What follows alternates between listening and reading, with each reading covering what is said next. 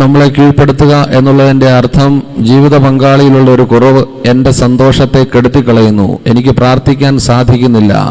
അർത്ഥം തിന്മ നമ്മളെ കീഴ്പ്പെടുത്തിയിരിക്കുന്നു. Hallelujah, hallelujah, hallelujah. എല്ലാവരും ശ്രദ്ധിച്ച് കേൾക്കുന്നുണ്ടോ? Hallelujah, hallelujah. ദൈവവചനമാണ് നാം കേൾക്കുന്നത്. കർത്താവിൻ്റെ സാന്നിധ്യത്തിലാണ് നാം. സ്നേഹപൂർവ്വം ശ്രവിക്കണേ. Hallelujah, hallelujah. ഇതിനെക്കുറിച്ച് പറയുക, അത്രമേൽ ആധ്യാത്മിക ശ്രദ്ധ ഇല്ലാത്ത പക്ഷം, പ്രത്യേകിച്ച് ഇങ്ങനെയുള്ള ജീവിത സാഹചര്യങ്ങളിൽ, ഏറെ ജോലി തിരക്കുള്ള ജീവിത സാഹചര്യങ്ങളിലാണ് നാം കഴിയുക. നാട്ടിലെ പോലെ കിട്ടുന്ന സമയമോ അല്ലെങ്കിൽ അങ്ങനെ നമുക്ക് കൂടുതലായിട്ടുള്ള സമയങ്ങളൊന്നുമില്ലാത്ത തരത്തിൽ, ഒരു തരത്തിൽ പറഞ്ഞാൽ ഉറക്കമില്ലാത്ത പല രാത്രികളിലൂടെയാണ് പലരും കടന്നു പോവുക. ഏറെ ജോലി ചെയ്യേണ്ടതുണ്ട്. ഇവിടെ കാര്യങ്ങളെല്ലാം കൂട്ടിമുട്ടിക്കണമെങ്കിൽ നമ്മൾ നിർത്താതെ പലരും ഓടുന്നവരാണ്. അതിനിടയിൽ ആധ്യാത്മികമായി അധികം ശ്രദ്ധിക്കാൻ സാധിക്കാത്ത വിധത്തിൽ നമ്മൾ ഞെരുക്കപ്പെടും. ഈ ഞെരുക്കത്തിനുള്ളിൽ ഒരു പക്ഷേ നമ്മൾ മനസ്സിലാക്കാതെ പോകുന്ന ഒരു സംഗതിയാണ്, പതുക്കെ പതുക്കെ പതുക്കെ തിന്മ വന്ന് കയറി മൂടും. ഒന്നും കുഴപ്പമില്ല എന്ന് വിചാരിച്ച്, അല്ലെങ്കിൽ പതുക്കെ ശരിയാകും എന്ന് വിചാരിച്ച് നമ്മൾ മുന്നോട്ട് നീങ്ങും. പക്ഷേ കുറച്ച് കഴിയുമ്പോഴാണ് നമുക്ക് നഷ്ടപ്പെട്ട സംഗതികളെക്കുറിച്ച് നമുക്ക് മനസ്സിലാവുകയുള്ളൂ. അപ്പോഴത്തേക്കും അതിനെ സ്വീകരിക്കാൻ തക്കവിധം നഷ്ടപ്പെട്ടു പോയതിനെ തിരികെ എടുക്കാൻ സാധിക്കാത്ത ഒരു ആധ്യാത്മിക സാഹചര്യത്തിൽ നമ്മൾ എത്തിപ്പെടും. ആധ്യാത്മിക ശക്തി നഷ്ടപ്പെട്ട അവസ്ഥ. ആകയാൽ കൂടുതൽ കരുതലോടെ വേണം നമ്മൾ ജീവിതത്തെ അഭിമുഖീകരിക്കേണ്ടത്. പ്രത്യേകിച്ചും ഇങ്ങനെയുള്ള ഒരു ജീവിത സാഹചര്യങ്ങളിൽ നമ്മൾ ജീവിക്കുമ്പോൾ അത്രയധികമായ പ്രാർത്ഥനയുടെ ശക്തി, ദൈവിക കൃപാവരങ്ങൾ നമ്മൾക്ക് ആവശ്യമാണ് ഇവിടെ താമസിക്കുന്നതിന് എന്ന് നമുക്ക് പലർക്കും അറിയാം. ആകയാൽ സ്നേഹപൂർവ്വം ഇന്നേ ദിവസം നമുക്ക് വചനം കേട്ട് നമ്മുടെ ഹൃദയത്തെ ഈ വചനത്തെ കൊണ്ട് നിറയ്ക്കാം, ഹൃദയത്തെ വചനം കൊണ്ട് നിറയ്ക്കാം. ആ ഒരു നല്ല കുമ്പസാരത്തിന് നമുക്ക് ഒരുങ്ങാം. ഏതാനും മിനിറ്റുകൾക്കുള്ളിൽ കുമ്പസാരം എന്ന ശുശ്രൂഷ ആരംഭിക്കുകയാണ്. നന്നായിട്ട് ഒരുങ്ങിയിട്ടുള്ളവർക്ക് കുമ്പസാരിക്കാനായിട്ട് പോകാൻ പുറകെ കസേര ഒരുക്കിയിട്ടുണ്ട്. അവിടെ ചെന്നിരിക്കുക. അവിടെ നിന്നാണ് നിങ്ങളെ കുമ്പസാരത്തിനായിട്ട് കൊണ്ടുപോകുക. നന്നായിട്ട് ഒരുങ്ങി കുമ്പസാരത്തിനായിട്ട് വന്നിട്ടുണ്ടെങ്കിൽ അവർക്ക് ആ പുറകിലെ കസേരയിൽ പോയിരിക്കാവുന്നതാണ്. അവിടെ നിന്നാണ് കുമ്പസാരത്തിനായിട്ട് കൊണ്ടുപോവുക. അതിനു മുമ്പ് ഇക്കാര്യങ്ങൾ സ്നേഹപൂർവ്വം ശ്രദ്ധിച്ച് കേൾക്കുക. ഒന്നുകൂടെ ഏറ്റു പറയുക, ഹല്ലേലൂയ, ഹല്ലേലൂയ, ഹല്ലേലൂയ. യേശുവേ നന്ദി, യേശുവേ സ്തുതി. പ്രിയമുള്ളവരെ, ഹൃദയത്തിൽ അശുദ്ധിയുടെ സാന്നിധ്യം ദൈവിക കൃപാവരങ്ങളെ തടയുന്നു, പ്രാർത്ഥനയെ തടസ്സപ്പെടുത്തുന്നു എന്ന് നമുക്കറിയാം. ആരോ പറഞ്ഞ് കേട്ട ഒരു വലിയ വസ്തുത ഇപ്പോൾ ഓർമ്മ വന്നു. അതായത്, കർത്താവ് ഒരു വലിയ താക്കീത് പോലെ ഒരു വസ്തുത,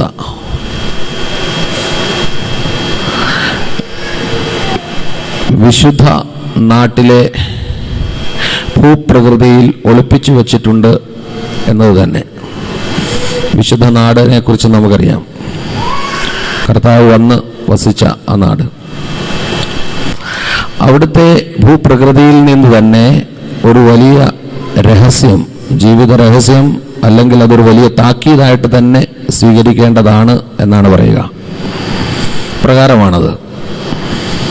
അവിടെ വിശുദ്ധ നാട്ടിൽ നമുക്കറിയാം ഒരു നദി, യോർദാൻ നദി എന്ന് നമ്മൾ വിളിക്കുന്ന നദി, കർത്താവ് മാമോദിസ സ്വീകരിച്ച സ്ഥലം.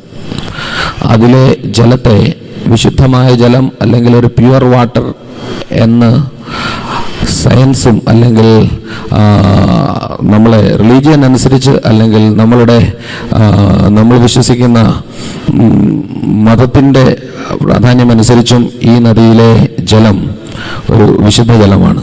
ജോർദാൻ നദി, ഹോളി വാട്ടർ. അതിനെ സയന്റിഫിക്കലായിട്ട് പ്രൂവ് ചെയ്തിരിക്കുന്ന ഒരു വസ്തുത കൂടിയാണ്. ഹർമോൺ മലകളിൽ നിന്ന് ഇറങ്ങി വരുന്ന ഈ ജലം പ്യുവർ വാട്ടർ ആണെന്ന് സയൻസും തെളിയിച്ചിട്ടുണ്ട്. Pure water. ഈ ഒരു നദിക്ക് വളരെ പ്രാധാന്യമുണ്ട്, യോർദാൻ നദിയിലെ വാട്ടർ. ഇന്നും അനേകർ പോയി ആ ജലം സ്വീകരിക്കുകയും അതിനെ ഹോളി വാട്ടറായിട്ട് വീട്ടുകളിലേക്ക് എല്ലാം കൊണ്ടുപോവുകയും ഒക്കെ ചെയ്യുന്നതാണ്. ഈ ജലം, ഈ നദി ഒഴുകി ഒഴുകി വന്ന് ഒരു സമുദ്രമായി രൂപാന്തരപ്പെടുന്നു, അല്ലെങ്കിൽ ഒരു വലിയൊരു സമുദ്രം ഒരു സ്ഥലത്ത് വന്നു കൂടുന്നു. അതിനെയാണ് നമ്മൾ ഗലീലി തടാകം എന്ന് പറയുക. ഗലീലി തടാകത്തിലെ ജലം യോർദാൻ നദിയിലെ ജലം തന്നെയാണ്. ഈ ഗലീലി തടാകം ആ സ്ഥലത്തെ ഏറ്റവും വലിയ ശുദ്ധജല തടാകമാണ്. ആ സ്ഥലത്തിൻ്റെ ഉന്നതിക്കും അതുപോലെ ഇപ്പോൾ ഉയർച്ചയ്ക്കുമൊക്കെ കാരണമായി ഭവിച്ചിരിക്കുന്ന ഏറ്റവും വലിയ ഒരു തടാകം, ശുദ്ധജല തടാകമാണ് ഗലീലി തടാകം. നമുക്കറിയാം, കർത്താവിൻ്റെ ശുശ്രൂഷകൾ ഈ തടാകക്കരയിൽ ഏറെ കേന്ദ്രീകരിക്കപ്പെട്ടിട്ടുള്ളതാണ്.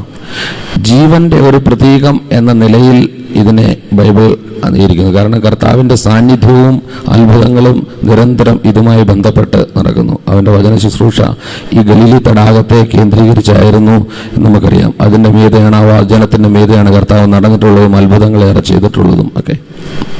ഈ ഗലീലി തടാകത്തിലെ ജലം ഈ യോർദാൻ നദിയിലെ ജലം തന്നെയാണ്.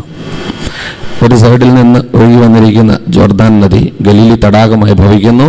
അതിൻ്റെ അങ്ങേ ഭാഗത്തു നിന്ന്, ഗലീലി തടാകത്തിൻ്റെ അങ്ങേ ഭാഗത്തു നിന്ന് വീണ്ടും അതേ നദി മുന്നോട്ട് പോകുന്നു. ആ നദിക്കും പേര് ജോർദാൻ നദി തന്നെയാണ്.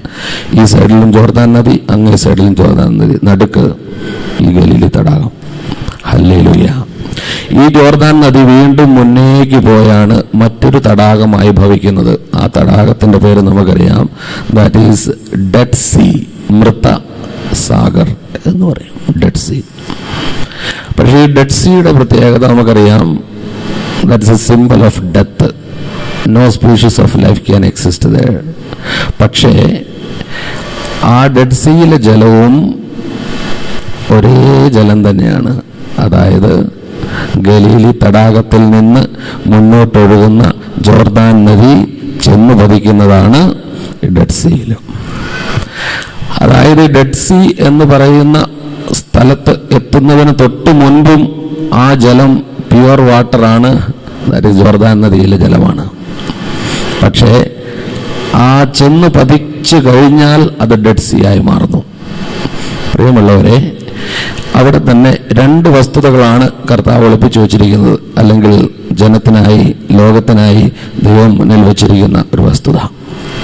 ഒന്ന് the symbol of life, next symbol of death. ഇത് രണ്ടിലെയും ചെന്നു പതിക്കുന്ന ജലം ഒന്ന് തന്നെ, അനുഗ്രഹത്തിൻ്റെ നദിയാണ്. പക്ഷേ എന്തുകൊണ്ടാണ് ആ ഡെഡ് സീ, അതായത് ഈ ജോർദാൻ നദിയിലെ ജലം അവിടെ ഡെഡ് സീ ആയിട്ട് മാറുക എന്നുള്ളത് നമുക്കറിയാം. ആ സ്ഥലത്തിൻ്റെ പ്രശ്നം കൊണ്ടാണ്, വെള്ളത്തിൻ്റെ കുഴപ്പം കൊണ്ടല്ല.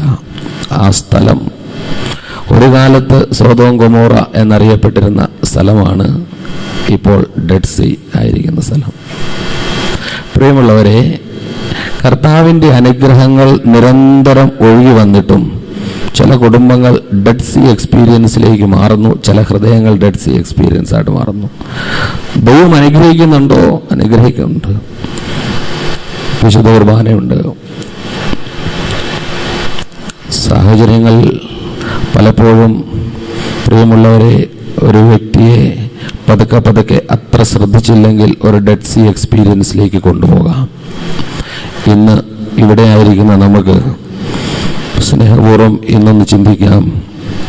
എൻ്റെ ജീവിതത്തിൽ കർത്താവിൻ്റെ അനുഗ്രഹങ്ങൾ ഇത്രകാലം സ്വീകരിച്ചിട്ടും ഇപ്പോൾ ആ സന്തോഷിക്കാൻ സാധിക്കുന്നുണ്ടോ? കർത്താവിൽ സന്തോഷിക്കാൻ സാധിക്കുന്നുണ്ടോ? ഒരു കാലത്ത് നമ്മൾ വിചാരിച്ചു ഒരുപക്ഷെ സിംഗപ്പൂരിലോ അതുപോലെയുള്ള രാജ്യങ്ങളിലോ എവിടെയൊക്കെ ചെന്ന് കഴിഞ്ഞാൽ നമ്മുടെ സന്തോഷമെല്ലാം വർദ്ധിച്ചേക്കാം. പക്ഷേ ഇന്ന് ഇവിടെ എത്തിപ്പെട്ടതിന് ശേഷം നമ്മളുടെ സന്തോഷം, ദൈവിക സന്തോഷം ഇരട്ടിയായോ? ഇവിടെ വന്നു കഴിഞ്ഞതിന് ശേഷം പണ്ടുണ്ടായിരുന്ന പല പ്രാർത്ഥനകളും കർത്താവ് സഫലീകരിച്ചു. അതിനുശേഷം ഇപ്പോഴത്തെ അവസ്ഥ എങ്ങനെയാണ്? നമ്മളുടെ സന്തോഷം വർദ്ധിച്ചോ? കർത്താവിൽ സന്തോഷിക്കാൻ സാധിക്കുന്നുണ്ടോ? കൂടുതൽ നന്ദി പറയാൻ സാധിക്കുന്നുണ്ടോ? വചനം പറയുന്നു, കൂടുതൽ നൽകിയവനോട് കൂടുതൽ ചോദിക്കപ്പെടും. ആകയാൽ പ്രിയമുള്ളവരെ, ഈ ഡെഡ് സീ എക്സ്പീരിയൻസിന് സാധാരണ ഒരു വ്യക്തിയുടെ ജീവിതത്തിലേക്ക് വരുന്നുണ്ടെങ്കിൽ അതിന് കാരണമായ ചില കാര്യങ്ങളെക്കുറിച്ചാണ് നമ്മൾ ഇന്നലെ ചിന്തിച്ചു വന്നത്. Unconfessed and unrepented sin can take away all the blessings. അതായത് ഉള്ളിലുള്ള സന്തോഷത്തെ മുഴുവൻ കെടുത്തിക്കളയാൻ ഈ വസ്തുതയ്ക്കാവും എന്നാണ് നമ്മൾ കണ്ടുകൊണ്ടിരിക്കുക. മുഖ്യമായും 7 വസ്തുതകളെക്കുറിച്ചാണ് നമുക്ക് സീരിയസ് ആയിട്ട് ചിന്തിക്കാനും പശ്ചാത്തപിക്കാനും ഉള്ളത് എന്ന് നമ്മൾ കണ്ടു. ഇന്നലെ അതിൽ നമ്മൾ ഏകദേശം 5 വസ്തുതകളെയാണ് ഏകദേശം മുന്നിൽ കണ്ടത്. ഉദാഹരണത്തിന്, മനസ്സിനെ മലിനമാക്കുന്ന ചില പ്രവണതകളിൽ 2 സംഗതികളാണ് അതിൻ്റെ ഉള്ളിൽ പ്രവർത്തിക്കുക. അതാണ് the spirit of jealousy and the spirit of anchor എന്ന് നമ്മൾ കണ്ടു. കോപം എവിടെയുണ്ടോ, കോപിക്കുന്ന സ്വഭാവമുണ്ടോ, ദൈവിക കൃപാവരങ്ങൾ തടയപ്പെടും. കാരണം മനുഷ്യൻ്റെ കോപം ദൈവനീതിക്ക് സഹായകരമാകുന്നില്ല എന്ന് നമ്മൾ കണ്ടു. പെട്ടെന്ന് കോപിക്കുന്നു, എല്ലാ തരത്തിലും കോപിക്കുന്നു, എല്ലാ കാര്യങ്ങളിലും കോപിക്കുന്നു. അവിടെ ഒരു ഡെഡ് സീ എക്സ്പീരിയൻസ് ഉണ്ടാവും. കാരണം എത്ര കുർബാന കണ്ടു കഴിഞ്ഞാലും അല്ലെങ്കിൽ എത്രമേൽ പ്രാർത്ഥിച്ചു കഴിഞ്ഞാലും ആ സ്ഥലത്തെത്തുമ്പോൾ ആ ഹൃദയത്തിലേക്ക് അനുഗ്രഹങ്ങൾ സ്വീകരിക്കപ്പെടാൻ പറ്റത്തില്ല. കാരണം ദ പ്രസൻസ് ഓഫ് ആങ്കർ അവിടെ ഉള്ളതിനാൽ ദൈവനീതിയുടെ പ്രവർത്തനത്തിന് സഹായകരമാകുന്നില്ല. ആ ഒരു ഏരിയ അല്ലെങ്കിൽ ദ വെസൽ ഈ അനുഗ്രഹം സ്വീകരിക്കാൻ സാധിക്കാത്ത തരത്തിൽ മലിനമായി കിടക്കുന്നു. കാരണം ദ പ്രസൻസ് ഓഫ് ഈവിൾ. അതിനെക്കുറിച്ച് വേണ്ട വിധം പശ്ചാത്തപിക്കണം നമ്മൾ കണ്ടു. മറ്റൊന്നാണ് സ്പിരിറ്റ് ഓഫ് ജലസി. പിശാചിൻ്റെ അസൂയ മൂലം മരണം ലോകത്തിലേക്ക് വന്നു നാം കണ്ടു. ഒരു വ്യക്തിയുടെ നന്മ, ദൈവം അവൻ്റെ ജീവിതത്തിൽ ചെയ്യുന്ന നന്മ കണ്ടിട്ട് സന്തോഷിക്കാൻ പറ്റാത്ത ഒരവസ്ഥ ഉണ്ടെങ്കിൽ അത് പൈശാചികമായ ചില സംഗതികൾ ഉള്ളിൽ നിരന്തരം കിടക്കുന്നത് കൊണ്ടാണ്. അതിനെ സീരിയസ് ആയിട്ട് തന്നെ എടുക്കണം, പശ്ചാത്തപിക്കണം എന്ന് വചനം ഓർപ്പിക്കുന്നു. കാരണം ഞാൻ പറയുന്നു, ശവക്കുഴി പോലെ ക്രൂരമാണ് അസൂയ എന്നാണ് നമ്മൾ കണ്ടത്. അതിൻ്റെ ജ്വാല, അതിനെ ദഹിപ്പിച്ച് കളയുന്ന ജ്വാലയാണ്, അഗ്നിജ്വാലയാണ് അസൂയയുടെ. അതുകൊണ്ടാണ് കർത്താവ് അവരോട് ഈ ഉപമ പറഞ്ഞു.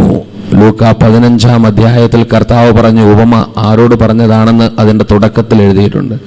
ചുങ്കക്കാരും പാപികളും കർത്താവിൻ്റെ പക്കലേക്ക് വരുന്നത് കണ്ട് ഫരിസേയരും നിയമജ്ഞരും അവർ പൊറുപുറത്തുകൊണ്ടിരുന്നു. അവർക്കിഷ്ടപ്പെട്ടില്ല. ദൈവത്തിൻ്റെ പക്കലേക്ക് പാപികളൊക്കെ കടന്നു ചെല്ലുന്നത് കണ്ടപ്പോൾ സന്തോഷം തോന്നുന്നതിന് പകരം ഇവർക്ക് ദേഷ്യമാണ് വന്നത്. അവരോട് കർത്താവ് ഈ ഉപമ പറഞ്ഞു. അവരോട്, ആർക്കാണോ ദൈവിക നന്മകൾ കണ്ടിട്ട് സന്തോഷം തോന്നാത്തത് അവരോടാണ്, ഫരിസേയരോടും നിയമജ്ഞരോടുമൊക്കെയാണ് കർത്താവ് ആ ഉപമ പറഞ്ഞത്. അതിലെ 3-ാമത്തെ ഉപമയാണ് ആ ധൂർത്തപുത്രൻ്റെ ഉപമ. ധൂർത്തപുത്രനെ കുറിച്ച് പറയാനായിരുന്നില്ല, മറിച്ച് ധൂർത്തപുത്രൻ തിരികെ വന്നപ്പോൾ സന്തോഷം നഷ്ടപ്പെട്ടു പോയ മൂത്തപുത്രനെ കുറിച്ച് പറയാനായിരുന്നു കർത്താവ് യഥാർത്ഥത്തിൽ ആ ഉപമ മെയിനായിട്ട് പറഞ്ഞത്. ധൂർത്തപുത്രൻ പശ്ചാത്തപിച്ച് തിരികെ വന്നു. പക്ഷേ അതിൽ സന്തോഷിക്കാൻ സാധിക്കാത്ത ഒരു മനുഷ്യൻ, മൂത്തവൻ, അവൻ പുറത്തു തന്നെ നിന്നു. അവനെ അനുരഞ്ജിപ്പിക്കാനായിട്ട് കർത്താവ് അല്ലെങ്കിൽ പിതാവ് പുറത്തേക്ക് ചെന്നു. അവനോട് പറയുന്നുണ്ട്, മോനെ, എനിക്കുള്ളതെല്ലാം നിന്നുള്ളതല്ലേ, നീ അകത്തേക്ക് വരണ്ടേ. പക്ഷേ അവൻ കുറ്റപ്പെടുത്തിക്കൊണ്ടിരിക്കുകയാണ്. പ്രിയമുള്ളവരെ, അത് അസൂയയുടെ സാന്നിധ്യം. നമ്മൾ ഈ ഒരു സംഗതിയെക്കുറിച്ചൊക്കെ ഇന്നലെ അല്പം ധ്യാനിച്ചു. ഇന്ന് അതിനുശേഷം നമ്മൾ മറ്റു 3 കാര്യങ്ങൾ കൂടി അച്ഛൻ പഠിപ്പിച്ചു. അത് ശരീരത്തിൻ്റെ ഭൂമിയിൽ നശീകരണ വാസനയുമായി കടന്നു വരുന്ന 3 സംഗതി: അലസതയുടെ ആത്മാവ്, ആസക്തിയുടെ ആത്മാവ്, ഒപ്പം ഭോജനപ്രിയം. ഏതെങ്കിലും ഒരു പ്രത്യേക ഭക്ഷണം, അതിനോടുള്ള അമിതമായ താല്പര്യം, അല്ലെങ്കിൽ ഈ ഭക്ഷണമൊന്നും വേണ്ട എന്നും പറഞ്ഞ് മാറ്റി നിർത്തുക. ഇത് ഞാൻ കഴിക്കത്തില്ല, അത് കഴിക്കത്തില്ല, ഇത് മാത്രമേ കഴിക്കത്തുള്ളൂ. അതിൻ്റെ അകത്തും കടന്നു വരുന്ന ഒരു സ്പിരിറ്റുണ്ട്, പ്രത്യേക ഭക്ഷണത്തോടുള്ള മമത. ഞാനല്ലെങ്കിൽ ഒന്നും കഴിക്കത്തില്ല എന്ന് പറഞ്ഞ് ചിലതൊക്കെ മാറ്റി നിർത്തി ഉപേക്ഷിക്കുക. വിളമ്പിത്തരുന്നത് എന്തും സ്നേഹപൂർവ്വം ദൈവത്തിന് നന്ദി പറഞ്ഞ് കഴിക്കേണ്ടതാണ് എന്ന് വചനം ഓർപ്പിക്കുന്നു. കർത്താവിൻ്റെ മഹത്വത്തിന് വേണ്ടിയാണ്. പക്ഷേ ശരീരത്തിൻ്റെ ഭൂമിയിൽ വിതയ്ക്കുന്നവൻ ശരീരത്തിൻ്റെ ഭൂമിയിൽ നാശം കൊയ്തെടുക്കും. പ്രത്യേകമായ ഒരു ഭക്ഷണത്തോടുള്ള മമത പോലും ഒരു പക്ഷേ ദൈവം ആഗ്രഹിക്കുന്ന ആധ്യാത്മിക വളർച്ചയിലേക്ക് നമ്മെ നയിക്കാതെ തടസ്സപ്പെടുത്തും എന്നറിയണം. ഹല്ലേലൂയ എന്ന് പറഞ്ഞേ, ഹല്ലേലൂയ. ഹല്ലേലൂയ, പറഞ്ഞേ ഹല്ലേലൂയ. യേശുവേ നന്ദി, യേശുവേ സ്തുതി. അച്ഛൻ ഓർക്കുന്നു, കുറച്ച് നാളുകൾക്ക് മുമ്പ് ആധ്യാത്മികമായി ഭയങ്കര വരൾച്ചയിലൂടെ ഞാൻ കടന്നുപോയിക്കൊണ്ടിരിക്കുന്ന സമയം, കുറച്ച് നാളുകൾക്ക് മുമ്പാണ്. എപ്പോൾ പ്രാർത്ഥിക്കാനിരുന്നാലും ഭയങ്കര ഉറക്കം, പ്രാർത്ഥിക്കാൻ സാധിക്കത്തേയില്ല. അങ്ങനെ ഒരു അവസ്ഥയിലൂടെ കടന്നുപോയി. അപ്പോൾ അതിനുവേണ്ടിയാണ് പശ്ചാത്തപിച്ച് പ്രാർത്ഥിച്ച സമയത്ത് ഒരു 3 ദിവസത്തെ ഉപവാസ പ്രാർത്ഥന നടത്തി. ഞങ്ങൾക്ക് അവിടെ ഒരു കരുണാക്കുടീർ എന്ന് പറഞ്ഞൊരു കൂടാരമുണ്ട്, നിരന്തരം പ്രാർത്ഥന നടക്കുന്നു. അപ്പോൾ അതിൽ പോയിരുന്ന് പശ്ചാത്തപിച്ച് 3 ദിവസത്തെ ഉപവസിച്ച് പ്രാർത്ഥിച്ചുകൊണ്ടിരിക്കുന്ന സമയത്ത് 2-ാമത്തെ ദിവസം വൈകുന്നേരം ആയപ്പോഴത്തേക്കും, ഉപവാസം 2 ദിവസം കഴിഞ്ഞ് മുഴുവൻ ഉപവസിക്കുക. ദൈവമേ, എന്താണ് തടസ്സപ്പെടുത്തുന്നത്, പ്രാർത്ഥിക്കാൻ പറ്റാത്ത അവസ്ഥ അന്നോർത്ത് പ്രാർത്ഥിച്ചുകൊണ്ടിരുന്ന സമയത്ത് ഞാനിങ്ങനെ പ്രാർത്ഥനയിലിരിക്കുകയാണ്. കർത്താവിൻ്റെ മുറിവുകളെക്കുറിച്ചെല്ലാം ധ്യാനിക്കുന്ന പടങ്ങളൊക്കെയാണ് ചുറ്റുമുള്ളത്. അവിടെ ഇരുന്ന് പ്രാർത്ഥിച്ചുകൊണ്ടിരുന്നപ്പോൾ പെട്ടെന്ന് ഞാൻ ഉറക്കത്തിലേക്ക് വീണോ അതോ ഒരു ട്രാൻസ് ആയിരുന്ന ഒരു ദൃശ്യമായിരുന്നു മനസ്സിലല്ല. പക്ഷെ വളരെ ക്ലിയർ ആയിട്ടൊരു സംഗതി കണ്ടു. എന്താണെന്നറിയാമോ, ഒരു പീനട്ട് ബട്ടറിൻ്റെ ഒരു കുപ്പി, പീനട്ട് ബട്ടർ അറിയില്ലേ, പീനട്ട് ബട്ടർ, അതിങ്ങനെ പറന്നിങ്ങനെ ഇങ്ങനെ നിൽക്കുക. പെട്ടെന്ന് ഞാൻ കൃത്യമായിട്ട് കാണുന്നുണ്ട് പീനട്ട് ബട്ടർ മുന്നേ വന്നിരിക്കുക. ഞാൻ അതിനെക്കുറിച്ച് ചിന്തിച്ചപ്പോൾ പെട്ടെന്നൊരു കാര്യം ഓർമ്മ വന്നു. അത് ഞങ്ങൾ ധ്യാന കേന്ദ്രം അല്ലെങ്കിൽ ആസാമിലെ ആദിവാസി ആളുകളുടെ ഇടയ്ക്കാണ്, ഒത്തിരി ഹിന്ദുക്കൾ വരുന്ന സ്ഥലമാണ്. അപ്പോൾ ഇറച്ചി, മീൻ, മുട്ട, പാല് ഇതൊന്നുമില്ല. കഴിഞ്ഞ 8 വർഷമായിട്ട് അകത്ത് കയറ്റിയിട്ടില്ല ആശ്രമത്തിൽ. ഇറച്ചിയില്ല, മീനില്ല, മുട്ടയില്ല. ഞങ്ങൾ ആർക്കും, അച്ഛന്മാരോ 150, 100, 170ഓളം വോളണ്ടിയേഴ്സ് നമ്മുടെ കൂടെ ഫുൾ ടൈമുണ്ട്. എല്ലാം ആദിവാസികൾ, മലയാളികൾ ആരുമില്ല. അങ്ങനെയാണ് നമ്മുടെ കൂടെ താമസിക്കുന്നത്. പിന്നെ ആയിരക്കണക്കിന് ആളുകൾ വരുന്നു. അപ്പോൾ ഹിന്ദുക്കൾ ഒത്തിരി പേര് വരുന്നു. അപ്പോൾ അവരെ പ്രതി നമ്മൾ ഇറച്ചിയില്ല, മീനില്ല, മുട്ടയില്ല, പാലുമില്ല. അങ്ങനെയാണ് സംഗതി. Complete vegetarian. അതുപോലെ കട്ടൻ ചായ ആണ് എല്ലാവർക്കും ഉള്ളത്. പിന്നെ ചോറ്, അങ്ങനെ കറികളും. പക്ഷെ അവിടെ കുറേ നാളുകൾക്ക് മുമ്പ് ഞങ്ങളുടെ ഒരു അച്ഛൻ വന്നപ്പോൾ ഒരു പീനട്ട് ബട്ടർ കൊണ്ടുതന്നു. അപ്പോൾ ഇത് ഭയങ്കര ടേസ്റ്റ് ആയിട്ടുള്ള സംഗതിയാണല്ലോ ഞാൻ പറയുക. നല്ലത്, ആദ്യമായിട്ട് അവിടെയൊക്കെ കിട്ടുന്നത്. ഇവിടെയൊക്കെ നമ്മൾ ആസാമിൽ അങ്ങ് എത്തിപ്പെടാന്ന് പറഞ്ഞാൽ വലിയ പാടാണ്. ഇന്ത്യൻ റെയിൽവേയുടെ ലാസ്റ്റ് സ്റ്റോപ്പിലാണ് നമ്മുടെ ആശ്രമം ഇരിക്കുന്നത്. അത് കഴിഞ്ഞ് കഴിഞ്ഞാൽ പിന്നെ റെയിൽവേ ഇല്ല. അപ്പം അങ്ങനെ അതിർത്തിയിലാണ് നമ്മൾ. അപ്പോൾ അവിടെ ഈ പീനട്ട് ബട്ടർ കിട്ടിക്കഴിഞ്ഞപ്പോൾ നമുക്കന്ന് ഭയങ്കര സന്തോഷമായി. ജസ്റ്റ് അപ്പോൾ കഴിച്ചു. ബ്രെഡുണ്ട് എപ്പോഴും കൊടുക്കാൻ, എല്ലാവർക്കും രാവിലെയും ബ്രെഡ് കൊടുക്കും. അപ്പോൾ ഈ ബ്രെഡിൽ ഞങ്ങൾ തേച്ചൊക്കെ കഴിച്ചു. അപ്പം എനിക്കത് ഇഷ്ടപ്പെട്ടു എന്ന് മനസ്സിലായപ്പോൾ എൻ്റെ അസിസ്റ്റൻ്റ് അച്ഛൻ ഇവിടെ ഉണ്ട്, നമ്മുടെ പാറയിൽ ബിജു ആൻ്റണി അച്ഛൻ്റെ കൂടെയുള്ള ആൾ. അച്ഛൻ എപ്പോഴും എവിടുന്നേലും മേടിച്ചുകൊണ്ടൊന്ന് വെക്കും. എന്നിട്ട് ഞങ്ങളിപ്പം രാവിലെയും ഒക്കെ സമയത്തും അച്ഛന്മാരൊക്കെ തലയൊക്കെ തേച്ച് തരും. അച്ഛാ കഴിക്കച്ചാ എന്നൊക്കെ പറഞ്ഞ് തേച്ച് തരും. അപ്പോൾ എനിക്കിത് ഇഷ്ടമാണെന്ന് മനസ്സിലായതുകൊണ്ട് നമ്മൾ ഇതൊക്കെ കഴിക്കും. കാരണം നമ്മളെ സംബന്ധിച്ച് ഇറച്ചി, മീനോ, മുട്ട അങ്ങനെയുള്ള ആർഭാടങ്ങളൊന്നുമില്ല. ആകെ ഉള്ളത് ഒരു പീനട്ട് ബട്ടറാണ് എക്സ്ട്രാ കിട്ടിയിരിക്കുന്നത്. അതുകൊണ്ട് അതിനെ അങ്ങ് ഉപയോഗിച്ച് തുടങ്ങി. പിന്നെ രാത്രിയിലൊക്കെ കഴിഞ്ഞ് 4 മണിക്ക് ചെന്ന് കഴിയുമ്പോഴത്തേക്കും ഒരു പീനട്ട് ബട്ടറിൽ ഒരു ബ്രെഡിൽ ചില പീനട്ട് ബട്ടറൊക്കെ തേച്ചാൽ കഴിക്കും. അപ്പോൾ അതിനോടൊരു ഇന്നോർഡിനേറ്റ് ഒരു അറ്റാച്ച്മെൻറ്റ് പതുക്കെ വരുവാ. ഞങ്ങളൊരു 10 മണി 11 മണിയൊക്കെ ആയി കഴിയുമ്പോഴത്തേക്കും പ്രാർത്ഥനയെല്ലാം കഴിഞ്ഞ് രാത്രിയിലെല്ലാം പരിപാടി കഴിഞ്ഞ് മിനിസ്ട്രിയെല്ലാം കഴിഞ്ഞ് ഞങ്ങൾ അച്ഛന്മാരെല്ലാം അവിടെ ഒന്ന് കൂടും. ചെറിയൊരു റെഫക്ടറി ഉണ്ട്, അതിൻ്റെ അകത്ത് വന്നൊന്ന് കൂടി ഒരു ചായ കുടിക്കും. അന്നേരം അച്ഛൻ പറയും ഒരു പീനട്ട് ബട്ടർ കഴിച്ചാലോ എന്ന് പറഞ്ഞ് തലോട്ട് തേച്ചൊക്കെ തരും. അതൊക്കെയായിരുന്നു നമ്മളുടെ ഒരു സന്തോഷം എന്ന് പറയുക. അപ്പോൾ പീനട്ട് ബട്ടർ നമ്മളുടെ ജീവിതത്തിൻ്റെ ഒരു മെയിൻ ഭാഗമായി മാറിയ ഒരു സമയമാണ്. ഇന്നോർഡിനേറ്റ് അറ്റാച്ച്മെൻറ്റ് പതുക്കെ രൂപപ്പെട്ടു. പക്ഷേ അതൊരു പാപമാണെന്നുള്ള രീതി പോലും വന്നിട്ടില്ല. പക്ഷേ അതിനോടൊരു എക്സ്ട്രാ ഓർഡിനറി താല്പര്യം വന്ന് കിടക്കുവാൻ. പ്രിയമുള്ളവരെ, അതുപോലും തിരഞ്ഞെടുക്കപ്പെട്ട ഒരുവൻ്റെ ജീവിതത്തിൽ തടസ്സമാണെന്ന് അന്ന് കാണിച്ചത് ഞാൻ ഒരിക്കലും പശ്ചാത്തപിക്കാത്ത ഒരു സംഗതിയാണ്. ഇന്നോർഡിനേറ്റ് അറ്റാച്ച്മെൻറ്റ്, ഒരു ജ്ഞാനത്തോടുള്ള അമിതമായ ഒരു ആഗ്രഹം പോലും പ്രാർത്ഥനയെ തടസ്സപ്പെടുത്തി നിർത്താൻ. കൂടുതൽ നൽകുന്നവനോട് ദൈവം കൂടുതൽ ചോദിക്കും. എനിക്ക് പാപകരമായത് നിങ്ങൾക്ക് പാപകരമാണെന്നില്ല, നിങ്ങൾക്ക് പാപകരമായ ഒരു സംഗതി നാട്ടിൽ കിടക്കുന്ന ഒരാൾക്ക് പാപമാകണമെന്നില്ല. അതുപോലും കാരണം ആർക്ക് കൂടുതൽ നൽകപ്പെട്ടോ ദൈവം അവനോട് കൂടുതൽ ചോദിച്ചിരിക്കും. അങ്ങനെ ഒരു കാര്യമുണ്ട്. അപ്പം കർത്താവിൻ്റെ സ്നേഹത്തിൽ വളരാൻ ആഗ്രഹമുള്ളവർക്ക് ലോകത്തോടോ ലോകത്തിലെ വസ്തുക്കളോടോ സ്നേഹം അല്ലെങ്കിൽ അഭിനിവേശം വരരുത് എന്ന് വചനം പറയുന്നു. യോഹന്നാൻ്റെ ലേഖനത്തിൽ 1-ാം അധ്യായത്തിൽ 15-ാം വാക്യത്തിൽ നമ്മൾ ഇപ്രകാരം വായിക്കുന്നു. 1 യോഹന്നാൻ അധ്യായം 2 വചനം 15. യോഹന്നാൻ്റെ 1-ാം ലേഖനത്തിൽ എന്താണ് എഴുതിയിരിക്കുന്നത്? 2:15 ലോകത്തെയോ ലോകത്തിലുള്ള വസ്തുക്കളെയോ നിങ്ങൾ സ്നേഹിക്കുക ചിന്തിക്കരുത്, ആരെങ്കിലും ലോകത്തെ സ്നേഹിച്ചാൽ പിതാവിൻ്റെ സ്നേഹം അവനിൽ ഉണ്ടായിരിക്കില്ല. എന്നാൽ ജഡത്തിൻ്റെ ദുരാശ, കണ്ണുകളുടെ ദുരാശ, ജീവിതത്തിൻ്റെ അഹന്ത, ഇങ്ങനെ ലോകത്തിലുള്ള ഒന്നും പിതാവിൻ്റെതല്ല, അവർത്തത് ലോകത്തിൻ്റെതാണ്. അപ്പോൾ ഒരു സ്നേഹം അല്ലെങ്കിൽ inordinate attachment world and worldly things that also can be sin. അത് ഗ്ലട്ടണിയുടെ ഒരു ഭാഗമാണ്. ദ സ്പിരിറ്റ് ഓഫ് ഗ്ലട്ടണി അതിലേക്ക് വരും. അപ്പം അതിനെക്കുറിച്ച് നമ്മൾ കണ്ടതാണ്. അതുപോലും തടസ്സമായിട്ട് വരാം. ഇന്നിപ്പോൾ നമ്മൾ ധ്യാനിക്കുന്നത്, പ്രിയമുള്ളവരെ, ആധ്യാത്മിക ജീവിതത്തെ ഏറ്റവും തടസ്സപ്പെടുത്തുന്ന അവസാനത്തെ 2 ഈവിൾ സ്പിരിറ്റാണ്, പൈശാചിക പീഡകളാണ്. അവസാനത്തെ 2 പൈശാചിക പീഡകൾ. ഇത് വളരെ പ്രധാനപ്പെട്ടതായതുകൊണ്ടാണ് കുമ്പസാരത്തിന് തൊട്ട് മുമ്പ് ഇതിനെക്കുറിച്ച് പറയാം എന്ന് വിചാരിച്ചത്. പ്രിയമുള്ളവരെ, ആധ്യാത്മിക ജീവിതത്തെ, ഒരു വ്യക്തിയുടെ ആത്മാവിനെ നേരെ കടന്നാക്രമിക്കാൻ കെൽപ്പുള്ള 2 പൈശാചിക പീഡകളാണ് അഹങ്കാരത്തിൻ്റെ ആത്മാവും ദ്രവ്യാഗ്രഹത്തിൻ്റെ ആത്മാവും. The spirit of pride and spirit of greed.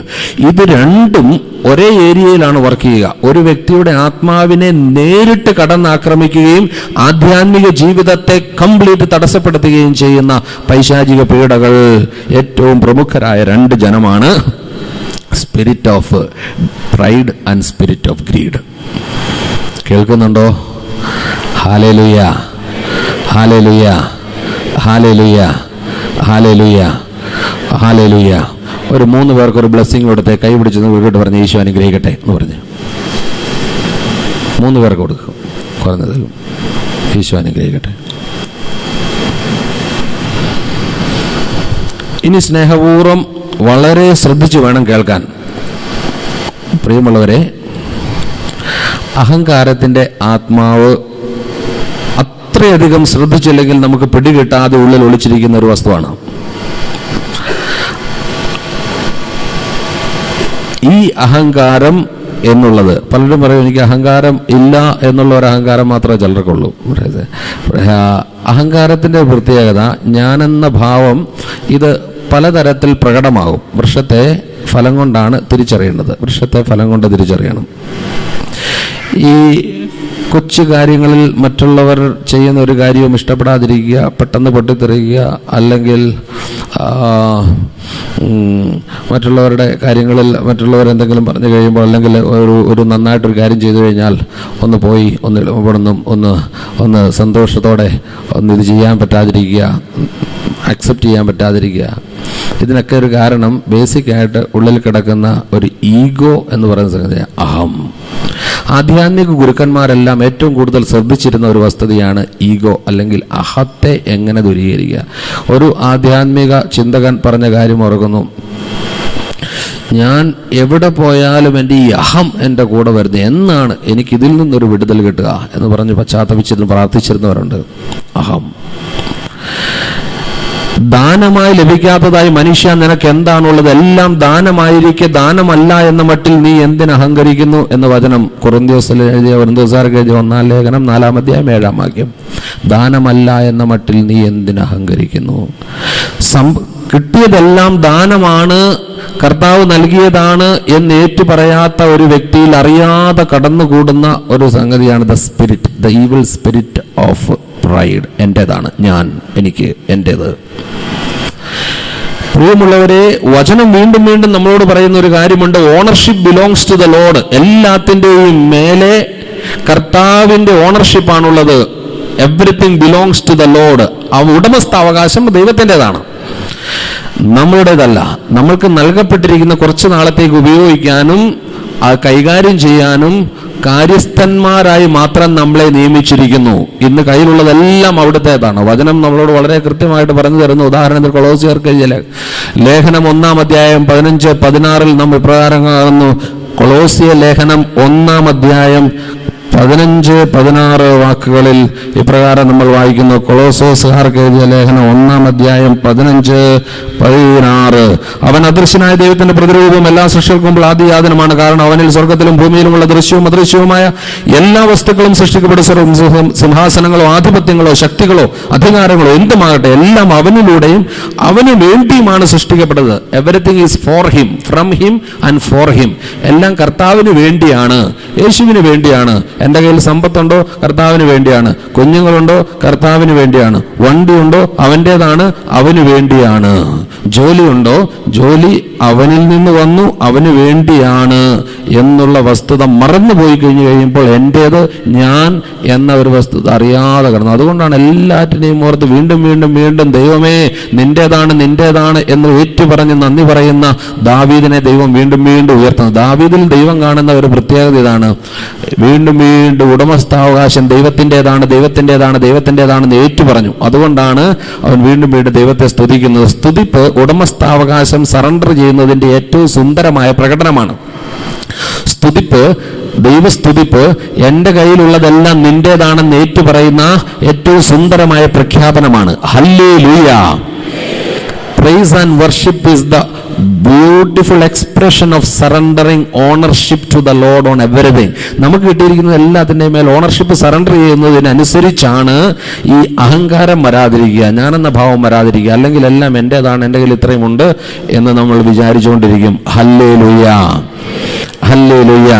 ഈ അഹങ്കാരം എന്ന സംഗതി ദൈവത്തിന് പോലും വെറുപ്പുള്ള ഒരു വസ്തുതയാണെന്ന് വചനം നമ്മളോട് പറയുന്നു. സുഭാഷിതം 16:5 അഹങ്കരിക്കുന്നവരോട് കർത്താവിന് വെറുപ്പാണ്, ശിക്ഷ കിട്ടാതിരിക്കില്ല, ശിക്ഷ കിട്ടാതിരിക്കില്ല. അതായത് അഹങ്കാരം ഏറെ ശിക്ഷകളുമായിട്ട് ഒരു വ്യക്തിയെ സന്ദർശിക്കും. അഹങ്കാരം ഏറെ ശിക്ഷ കൊണ്ടുവരുന്ന ഒരു സംഗതിയാണ്. അഹങ്കാരം എവിടെയുണ്ടോ അവിടെ ശിക്ഷ വന്നിരിക്കും. അവർക്ക് ശിക്ഷ കിട്ടാതിരിക്കുകയില്ല എന്നാണ് വചനം പറയുക. ഹല്ലേലൂയ. 18-ാം വാക്യത്തിൽ പ്രകാരം പറയുന്നു, അതേ അധ്യായത്തിൽ തന്നെ 16-18 അഹങ്കാരം നാശത്തിന്റെ മുന്നോടിയാണ്, അഹന്ത അധപതനത്തിന്റെയും. എവിടെ അഹങ്കാരമുണ്ടോ അവിടെ നാശമുണ്ട്. ഞാനിപ്പോൾ ഓർക്കുന്നുണ്ട്, പരുതമാതിൽ 2 വർഷം മുമ്പ് ഒരു വലിയ കൺവെൻഷൻ നടത്തിക്കൊണ്ടിരിക്കുകയാണ് ഡൽഹിയിൽ. അപ്പോൾ ആ കൺവെൻഷൻ്റെ ഇടയ്ക്ക് എന്നെ ഒരു കുടുംബം പ്രാർത്ഥിക്കാൻ വന്നത്. അത് കഴിഞ്ഞ് ഇങ്ങനെ കണ്ടുകൊണ്ട് ഹിന്ദി കൺവെൻഷനാണ്. പക്ഷേ ആ ഹിന്ദി കൺവെൻഷൻ്റെ ഇടയ്ക്ക് നിൽക്കുമ്പോൾ ഒത്തിരി ആളുകളുണ്ട്. അതിൻ്റെ ഇടയ്ക്ക് ഒരു 2-3 പേര് പ്രാർത്ഥിക്കാൻ നിൽക്കുകയാണ്. കുറേ പേര് പ്രാർത്ഥിക്കാൻ നിൽക്കുന്നതിൽ ഒരു കുടുംബം വന്ന് നിൽക്കുക, ഒരു ഭാര്യ ഭർത്താവ് മലയാളികളാണ്. ഒരു മോളുമുണ്ട്. പ്രാർത്ഥിക്കാൻ നിൽക്കുകയാണ്. അപ്പോൾ പുള്ളിക്കാരൻ എന്നോട് പറഞ്ഞു, അച്ഛാ എൻ്റെ 2 കിഡ്നിയും ഇപ്പോൾ തകരാറിലാണ്, ഡയാലിസിസ് നടന്നുകൊണ്ടിരിക്കുകയാണ്, അച്ഛൻ എനിക്ക് വേണ്ടി ഒന്ന് പ്രാർത്ഥിക്കണം. പ്രിയമുള്ളവരെ, ഞാൻ ഹൃദയം തുറന്നങ്ങ് പ്രാർത്ഥിക്കുകയാണ്. കാരണം ഈ മനുഷ്യൻ 2 കിഡ്നിയും പോയി ഇരിക്കുന്നു. ആ സ്ത്രീ വളരെ ദൈന്യതയോടുകൂടി ഇങ്ങനെ പവിതയോടുകൂടി നിൽക്കുന്നു. ഒപ്പം ഈ കുഞ്ഞുണ്ട്, ഒരു പെങ്കൊച്ചും നിൽക്കുക. അപ്പം ഞാൻ വളരെ ആഗ്രഹത്തോടുകൂടി പൂർണ്ണ ഹൃദയം ഒഴുക്കി അങ്ങ് ഒരൊറ്റ പ്രാർത്ഥന അങ്ങ് പ്രാർത്ഥിക്കുക. കൈവച്ച് ഇങ്ങനെ പ്രാർത്ഥിക്കുന്ന സമയത്ത് ഉള്ളിൽ വീണ്ടും വീണ്ടും എടുത്തെടുത്ത് ഒരു വചനം വന്നു. വചനം 1 പത്രോസ് 5:5 2-ാമത്തെ വചനമാണ്. ദൈവം അഹങ്കാരികളെ എതിർക്കുന്നു, വിനയമുള്ളവർക്ക് കൃപ നൽകുന്നു. ദൈവം അഹങ്കാരികളെ എതിർക്കുന്നു, വിനയമുള്ളവർ കൃപ നൽകുന്നു. അതിങ്ങനെ വചനം ഉള്ളിൽ ഇങ്ങനെ വന്നുകൊണ്ടിരിക്കുക. അപ്പോഴത്തേക്കും ഞാൻ കൈയെടുത്തിട്ട് പറഞ്ഞു, എളിമപ്പെടാൻ കർത്താവ് പറയുന്നുണ്ട്, അഹങ്കരിക്കരുതെന്ന് പറയുന്നുണ്ടല്ലോ എന്ന് പറഞ്ഞു. എനിക്കൊരു അഹങ്കാരമില്ല, യാതൊരു അഹങ്കാരമില്ല എന്ന് പറഞ്ഞു. പെട്ടെന്ന് ഞാൻ പറഞ്ഞു, ഇല്ലെങ്കിൽ ഒത്തിരി നല്ല കാര്യം, എളിമപ്പെടാൻ കർത്താവ് പറയുന്നുണ്ടെന്ന്. എന്നിട്ട് ഞാനിങ്ങനെ വീണ്ടും വാർത്തയാകുമ്പോഴത്തേക്ക് ഈ പുള്ളിക്കാരി അച്ഛൻ പറഞ്ഞു വളരെ കൃത്യം അച്ഛാന്ന് പറയാം. വളരെ സങ്കടത്തോടുകൂടിയാണ് പറയുന്നത്. അച്ഛൻ 3 ഓഫീസർമാർക്ക് അടി കൊടുത്തു എന്ന് പറഞ്ഞു. 3 ഓഫീസർമാർ 3 സ്ഥലത്ത് നിന്നും പറഞ്ഞു വിട്ടു. 3 സ്ഥലത്ത് ജോലി ചെയ്തുകൊണ്ടിരുന്നതാണ്. അവിടുത്തെ ബോസിനിട്ട് അടി കൊടുത്തിട്ട് ഇറങ്ങിയിട്ടുള്ളൂ. ഇതുവരെ 3 സ്ഥലത്തിട്ട് അടി കൊടുത്തു. പുള്ളിയെക്കുറിച്ച് പറഞ്ഞതാണ്. അത് ഞാൻ പിന്നെ ഒരു തോന്നിവാസം കാണിച്ചു കഴിഞ്ഞിട്ടുണ്ട്. പിന്നെ എനിക്ക് ഒരു ആരാധന നോക്കത്തുന്നല്ലോ, ഒരു പൊട്ടിയിലങ്ങ് വെച്ച് കൊടുക്കുന്നു. തോന്നിവാസം കാണിച്ചിട്ടാണ്. പുള്ളിയുടെ ഒരു സ്വഭാവമുണ്ട്. എവിടെയെങ്കിലും ഒരു തിന്മ, ചെറുതായിട്ട് എന്തെങ്കിലും ഒരു തിന്മ കണ്ടിട്ടുണ്ടെങ്കിൽ സഹിക്കത്തില്ല, ഒറ്റ പൊട്ടിയിൽ വെച്ച് കൊടുക്കും. അതിനെ ഒരു അഹങ്കാരത്തിൻ്റെ ഒരു സാധനമായിട്ട് കണക്കാക്കുന്ന പോലെ തിന്മ നിങ്ങളെ കീഴ്പ്പെടുത്താതിരിക്കാൻ സൂക്ഷിച്ചുകൊള്ളൂ എന്നതിനുണ്ട്. ബേസിക്കായിട്ട് അഹങ്കാരം എവിടെയുണ്ടോ അവർക്ക് മറ്റുള്ളവൻ്റെ ഒരു ബലഹീനതയോ അല്ലെങ്കിൽ ഒരു കുറവോ എത്തില്ല, അതിനെ കയറി എതിർക്കും. അഹങ്കാരം കൂടുതൽ വരുന്നതിനനുസരിച്ച് നമ്മൾ നല്ല ശക്തിയും തൻ്റെ ഇടവും ഒക്കെ ഉള്ള മനുഷ്യനാണ്, നല്ല ബോഡി ആയിട്ടുള്ള മനുഷ്യനാണ്. 3 പേർക്കിട്ട് അടി കൊടുത്തു. എന്നിട്ട് പിന്നെ ജോലി എവിടുന്ന് വിട്ടുപോട്ടൊരു കുഴപ്പമില്ല, അത് കഴിഞ്ഞ് വേറെ ജോലി കണ്ടുപിടിച്ചോളാം എന്നുള്ളതാണ്. നല്ല കപ്പാസിറ്റി ഉള്ള എൻജിനീയറായ ഒരു മനുഷ്യൻ എന്നാണ്. പക്ഷേ ബേസിക്കായിട്ട് ഉള്ളിലുള്ള അഹങ്കാരത്തെ ഒരിക്കലും ഏറ്റു പറഞ്ഞിട്ടില്ല. എന്നിട്ട് എന്നോട് പറഞ്ഞു എനിക്ക് അഹങ്കാരമൊന്നുമില്ല. അതിനെ ന്യായീകരിക്കുക. വചനം വളരെ കൃത്യമായിട്ട് പറഞ്ഞു, ദൈവം അഹങ്കാരികളെ ചിതറിച്ച് കളയും. ആ വ്യക്തിയുടെ അഹങ്കാരം ആ വ്യക്തിയെ ഇങ്ങനെ തകർത്ത് കളഞ്ഞുകൊണ്ടിരിക്കുക. എന്നിട്ടും പശ്ചാത്തപിക്കാതെ നിൽക്കുകയാണ്. ആ വ്യക്തി വേണ്ടി പ്രാർത്ഥിച്ചു കഴിഞ്ഞപ്പോൾ കൃത്യം കേട്ടു. നമ്മുടെ പ്രാർത്ഥനയുടെ ഒരനുഗ്രഹം ആ വ്യക്തിക്ക് ചെന്ന് കയറണമെങ്കിൽ പശ്ചാത്തപിക്കാതെ പറ്റില്ല. അതുകൊണ്ടാണ് അഹങ്കാരം ഡെഡ് സീ ആക്കി മാറ്റാൻ, ഡെഡ് സീ എക്സ്പീരിയൻസ് കൊണ്ടുവരും. Presence of the pride inside ആണ്, അതാക്കി മാറ്റും. അപ്പോൾ വചനം പറയുന്നു, ദൈവം അഹങ്കാരികളെ എതിർക്കുകയും വിനയമുള്ളവർക്ക് കൃപ നൽകുകയും ചെയ്യുന്നു. 1 പത്രോസ് 5:5. ഇതേ കാര്യം തന്നെ യാക്കോബ് ശ്ലീഹ നമ്മളോട് പറയുന്നു. 4-ാം അധ്യായം യാക്കോബിന്റെ ലേഖനം 4:6. ദൈവം അഹങ്കാരികളെ എതിർക്കുകയും എളിമയുള്ളവർക്ക് കൃപ കൊടുക്കുകയും ചെയ്യും. ദൈവം അഹങ്കാരികളെ എതിർക്കുകയും എളിമയുള്ളവർക്ക് കൃപ കൊടുക്കുകയും ചെയ്യുന്നു. ദൈവം അഹങ്കാരികളെ എതിർക്കുകയും എളിമയുള്ളവർക്ക് കൃപ കൊടുക്കുകയും ചെയ്യുന്നു. ഹല്ലേലൂയ. ഈശോയുടെ പുണ്യമായിരുന്നുകൊണ്ട് വലതുകരം ഈശോയിലേക്ക് നീട്ടി ഈ വചനം നമ്മൾ സ്വീകരിച്ചുകൊണ്ട് പറയുന്നു, ദൈവം അഹങ്കാരികളെ എതിർക്കുകയും എളിമയുള്ളവർക്ക് കൃപ കൊടുക്കുകയും ചെയ്യുന്നു. Hallelujah, hallelujah. കരങ്ങൾ താഴ്ത്താം. പ്രിയമുള്ളവരെ, 4 തരത്തിലുള്ള അഹങ്കാരത്തെക്കുറിച്ചാണ് ബൈബിൾ നമ്മളെ പഠിപ്പിക്കുക. പ്രത്യേകിച്ച് എസെക്കിയേലിന്റെ 28-ാം അധ്യായത്തിൽ 4 തരത്തിലുള്ള അഹങ്കാരത്തെക്കുറിച്ച് വ്യാഖ്യാനം നൽകുന്നുണ്ട്. പൈശാചിക പീഡക 4 തരത്തിലാണ് അഹങ്കാരമായിട്ട്. 4 തരത്തിലുള്ള അഹങ്കാരമാണ് നമ്മൾ ശ്രദ്ധിച്ചില്ലെങ്കിൽ കയറുന്നു വരിക. The first thing is pride of material wealth. അതായത് ധനം ഉണ്ട് എന്നുള്ള സംഗതി. അതായത് വ്യാപാരത്തിലുള്ള നിന്റെ വലിയ അറിവ് മൂലം നീ സമ്പത്ത് വർദ്ധിപ്പിച്ചു, ധനം മൂലം നീ അഹങ്കരിച്ചു. എനിക്ക് ഇത്രയും ഉണ്ട് എന്നുള്ള അഹങ്കാരം കടന്നു വന്നു കഴിയുക. അതാണ് material, pride of material wealth. എൻ്റെ കയ്യിൽ സമ്പത്തുണ്ട് എന്നുള്ള അഹങ്കാരം കടന്നു വരിക, സമ്പത്തിൻ്റെ അഹങ്കാരം. അല്ലെങ്കിൽ നമുക്കുള്ള ഒരു വലിയ വീടിൻ്റെയോ അല്ലെങ്കിൽ കാറിൻ്റെയോ എന്തെങ്കിലും തരത്തിലുള്ള അഹങ്കാരം വന്നു കഴിഞ്ഞിട്ടുണ്ടെങ്കിൽ അത് ആ ഏരിയയിൽ എന്നും തടസ്സം ഉണ്ടാക്കും. കാരണം instrument of sin becomes instrument of punishment. ഏത് ഏരിയയിൽ പാപം കടന്നു വരുന്നു ആ ഏരിയ വഴി എന്നും പീഡനം കെട്ടിക്കൊണ്ടിരിക്കുക. അപ്പോൾ അതുകൊണ്ട് സമ്പത്തിൻ്റെ മേഖലയിൽ സമ്പത്തുമായി ബന്ധപ്പെട്ട അഹങ്കാരം, കർത്താവിന് വേണ്ട വിധ ഓണർഷിപ്പ് സറണ്ടർ ചെയ്തില്ലെങ്കിൽ കിട്ടുന്ന നന്മയ്ക്കനുസരിച്ച് നന്ദി പറയുകയും ദശാംശം വിട്ടുകൊടുക്കുകയും ചെയ്തില്ല എങ്കിൽ കയറി വരുന്ന ഒരു ഭീകര അതാണ് സമ്പത്തിൻ്റെ ഒരഹങ്കാരം കയറും. അതുമായി ബന്ധപ്പെട്ട് പിന്നെ എന്നും ദുഃഖമായിരിക്കും. ദൈവം സമ്പത്തിൽ ദുഃഖം കലർത്തുന്നില്ല എന്ന് വചനമുണ്ട്. പക്ഷേ മനുഷ്യൻ ഈ സമ്പത്തിൽ പാപം കലർന്നു കഴിഞ്ഞ് കഴിയുമ്പോൾ സമ്പത്തിൽ ദുഃഖം കലരും. പിന്നെ എല്ലാവരും അതും ഇതുമായി ബന്ധപ്പെട്ട കാര്യത്തിൽ എന്നും ദുഃഖം കലർന്നു വരും. അപ്പോൾ അതുകൊണ്ടാണ് നമ്മൾ എപ്പോഴും എളിമപ്പെട്ടിരിക്കേണ്ടത്, ദശാംശം മാറ്റി വെക്കുകയും എളിമപ്പെടുകയൊക്കെ ചെയ്യേണ്ടതാണ്. അപ്പം ഇതാണ് ഫസ്റ്റ് ഇത്. രണ്ടാമത്തെ അഹങ്കാരം എന്താണെന്ന് ചോദിച്ചു കഴിഞ്ഞാൽ ബുദ്ധിയുടെ അഹങ്കാരം എന്ന് പറയും.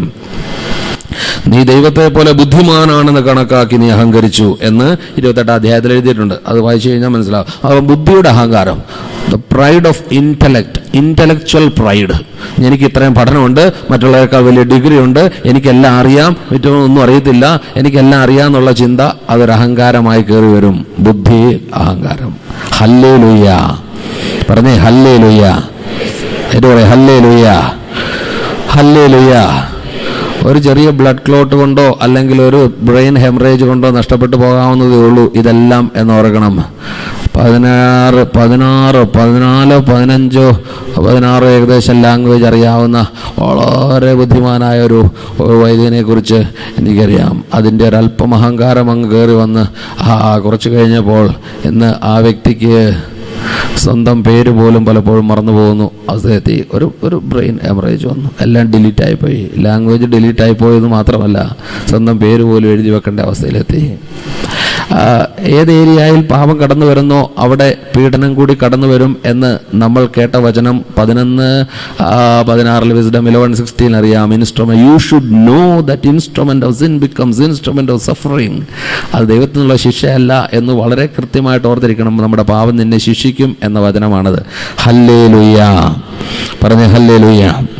ഇനി മൂന്നാമത്തെ പ്രൈഡാണ് നിന്റെ സൗന്ദര്യത്തിൽ ഉള്ള അഹങ്കാരം, ദ പ്രൈഡ് ഓഫ് ബ്യൂട്ടി.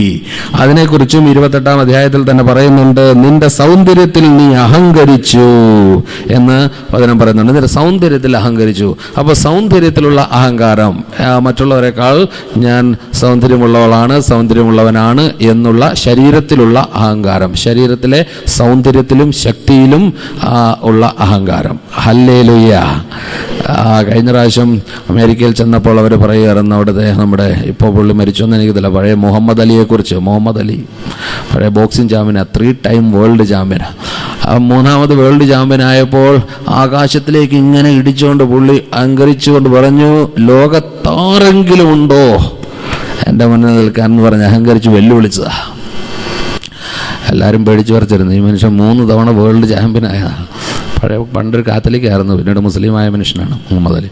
ഏതായാലും അന്ന് ഇങ്ങനെ അഹങ്കരിച്ച ആ മനുഷ്യനെ പിന്നീട് നമ്മൾ അറ്റ്ലാന്റയിൽ ഒളിമ്പിക്സ് നടന്ന സമയത്ത്, അമേരിക്കയിലെ അറ്റ്ലാന്റ ഒളിമ്പിക്സിന് ഈ പുള്ളിയെ വിളിച്ചായിരുന്നു തിരി കത്തിക്കാൻ വേണ്ടി, ദീപം തെളിക്കാൻ. അന്ന് 2 പേര് ശ്രമിച്ചിട്ട് കൂടി ദീപം കത്തിക്കാൻ സാധിക്കാതെ, പാർക്കിൻസൺസ് രോഗം കയറി പിടിച്ചിട്ട് ഈ വ്യക്തിയെ 2 പേരിങ്ങനെ മുറുക്കെ പിടിച്ചിട്ടും ഒരു തിരി കത്തിക്കാൻ സാധിക്കാതെ ഇങ്ങനെ വന്നുകൊണ്ടിരിക്കുമായിരുന്നു അതേ മുഹമ്മദ് അലി. കുറച്ച് നാളുകൾക്ക് മുമ്പ് ആകാശത്തിൽ ഇങ്ങനെ ഇടിച്ച് ചോദിച്ചാണ്, ആരെങ്കിലും ഉണ്ടോ എൻ്റെ മുന്നിൽ. ഒരു തിരി കത്തിക്കാൻ പറ്റാത്ത അവസ്ഥയിലേത്. കഴിഞ്ഞ ദിവസം ഞാൻ കേട്ടായിരുന്നു, അമേരിക്കയിൽ ചെന്ന സമയത്ത് പുള്ളി കിടക്കുന്ന ബെഡ് മുഴുവൻ ഇങ്ങനെ കുലുങ്ങുകയെന്നാണ് പറഞ്ഞത്. ഹോൾ ബോഡി പാർക്കിൻസൺസ് അത്ര സീരിയസ് ആയിപ്പോയി അങ്ങനെ കിടക്കുക. അത് very very frightening situation is there. മരിക്കുന്നില്ല, പക്ഷേ ഇങ്ങനെ കുലുങ്ങിക്കൊണ്ടിരിക്കുക. അങ്ങനെ അവസ്ഥയിലേക്കൊക്കെ ഓരോ വ്യക്തിയൊക്കെ ഇടുന്നതിന് വരെ ഈ പാപത്തിന് ചില ചില ചില കോൺസിക്വൻസസ് ആയിട്ട് മാറാം. അപ്പം അത് പാപത്തിൽ നിന്ന് തന്നെ വരുന്നതായിരിക്കണം എന്നില്ല എല്ലാ കൊണ്ട്, പക്ഷേ അതുമായിട്ടൊരു കണക്ഷൻ ഉണ്ടാകാം. കാരണം ഏത് ഏരിയയിൽ പാപം ചെയ്യുന്നോ അതുവഴി പീഡനം കിട്ടും. അഹങ്കാരിക്ക് ശിക്ഷ കിട്ടാതിരിക്കില്ല എന്ന് വചനം പറയുന്നുണ്ട്. അഹങ്കാരം എവിടെയുണ്ടോ അവിടെ ഒരു തകർച്ച വരും. അതുകൊണ്ടാണ് ഇത് 3ാമത്തെ അഹങ്കാരമാണ്, ശരീരത്തിലെ ശക്തി അല്ലെങ്കിൽ ബ്യൂട്ടി, അതിൻ്റെ അഹങ്കാരം. 4ാമത്തെ അഹങ്കാരം അത് ചില കൂടി സീരിയസ് ആയിട്ടൊരു സാധനം, അതാണ് സ്പിരിച്വൽ പ്രൈഡ് എന്ന് പറയും. സ്പിരിച്വൽ പ്രൈഡ്, ആധ്യാത്മിക അഹങ്കാരം. ഒരു 3-4 ധ്യാനമൊക്കെ കൂടിക്കഴിഞ്ഞ് കഴിയുമ്പോൾ മറ്റ് 3 അഹങ്കാരം വിട്ടുപോയിട്ട് ഈ 4ാമത്തെ സ്പിരിറ്റ് കയറി പിടിക്കും. അതാണ് ഇവരൊന്നും യാതൊരു ധ്യാനവും കൂടിയിട്ടില്ല, പ്രാർത്ഥിക്കാനും അറിയത്തില്ല. എനിക്കാണ് സ്വയം പ്രേരിത പ്രാർത്ഥനയൊക്കെ ശക്തമായിട്ടങ്ങ് ചെല്ലാൻ അറിയാം. ഇത് പ്രാർത്ഥന പുസ്തകം ഉണ്ടെങ്കിലും ചെല്ലാൻ അറിയത്തില്ലാതെ ചുമ്മാ ഇരിക്കുന്ന കുറേ ടീമുകൾ പ്രാർത്ഥിക്കാനും താല്പര്യമില്ലാതിരിക്കും. എനിക്ക് 4 കൊന്തയൊക്കെ ഒരു കുഴപ്പമില്ലാതെ എനിക്ക് ചെല്ലാൻ പറ്റും എന്ന് പറയുന്ന സാധനമാണ് ഏറ്റവും സീരിയസ് ആയിട്ടുള്ള അഹങ്കാരത്തിൻ്റെ ഈവിൾ സ്പിരിറ്റ്. Hallelujah, hallelujah. അതത്ര ശ്രദ്ധിച്ചില്ലെങ്കിൽ ഈ ഫരിസേയരും നിയമജ്ഞന്മാർക്കും എല്ലാം കിട്ടിയതാണ്. ഞങ്ങൾ അബ്രാഹത്തിന്റെ സന്തതികളാണെന്നും പറഞ്ഞ് അഹങ്കരിച്ചു. ആ അഹങ്കാരത്തെ കർത്താവ് തകർത്ത് കളഞ്ഞ. അബ്രാഹത്തിന്റെ സന്തതികളാണെന്നും പറഞ്ഞ് അഹങ്കരിക്കേണ്ട. കല്ലുകളിൽ നിന്ന് അബ്രാഹത്തിന് സന്താനങ്ങളെ ഉൽപ്പാദിപ്പിക്കാൻ കർത്താവിന് കഴിയും എന്ന് പറഞ്ഞത് ഈ അഹങ്കാരത്തെ തകർക്കാനാണ്. Hallelujah, hallelujah.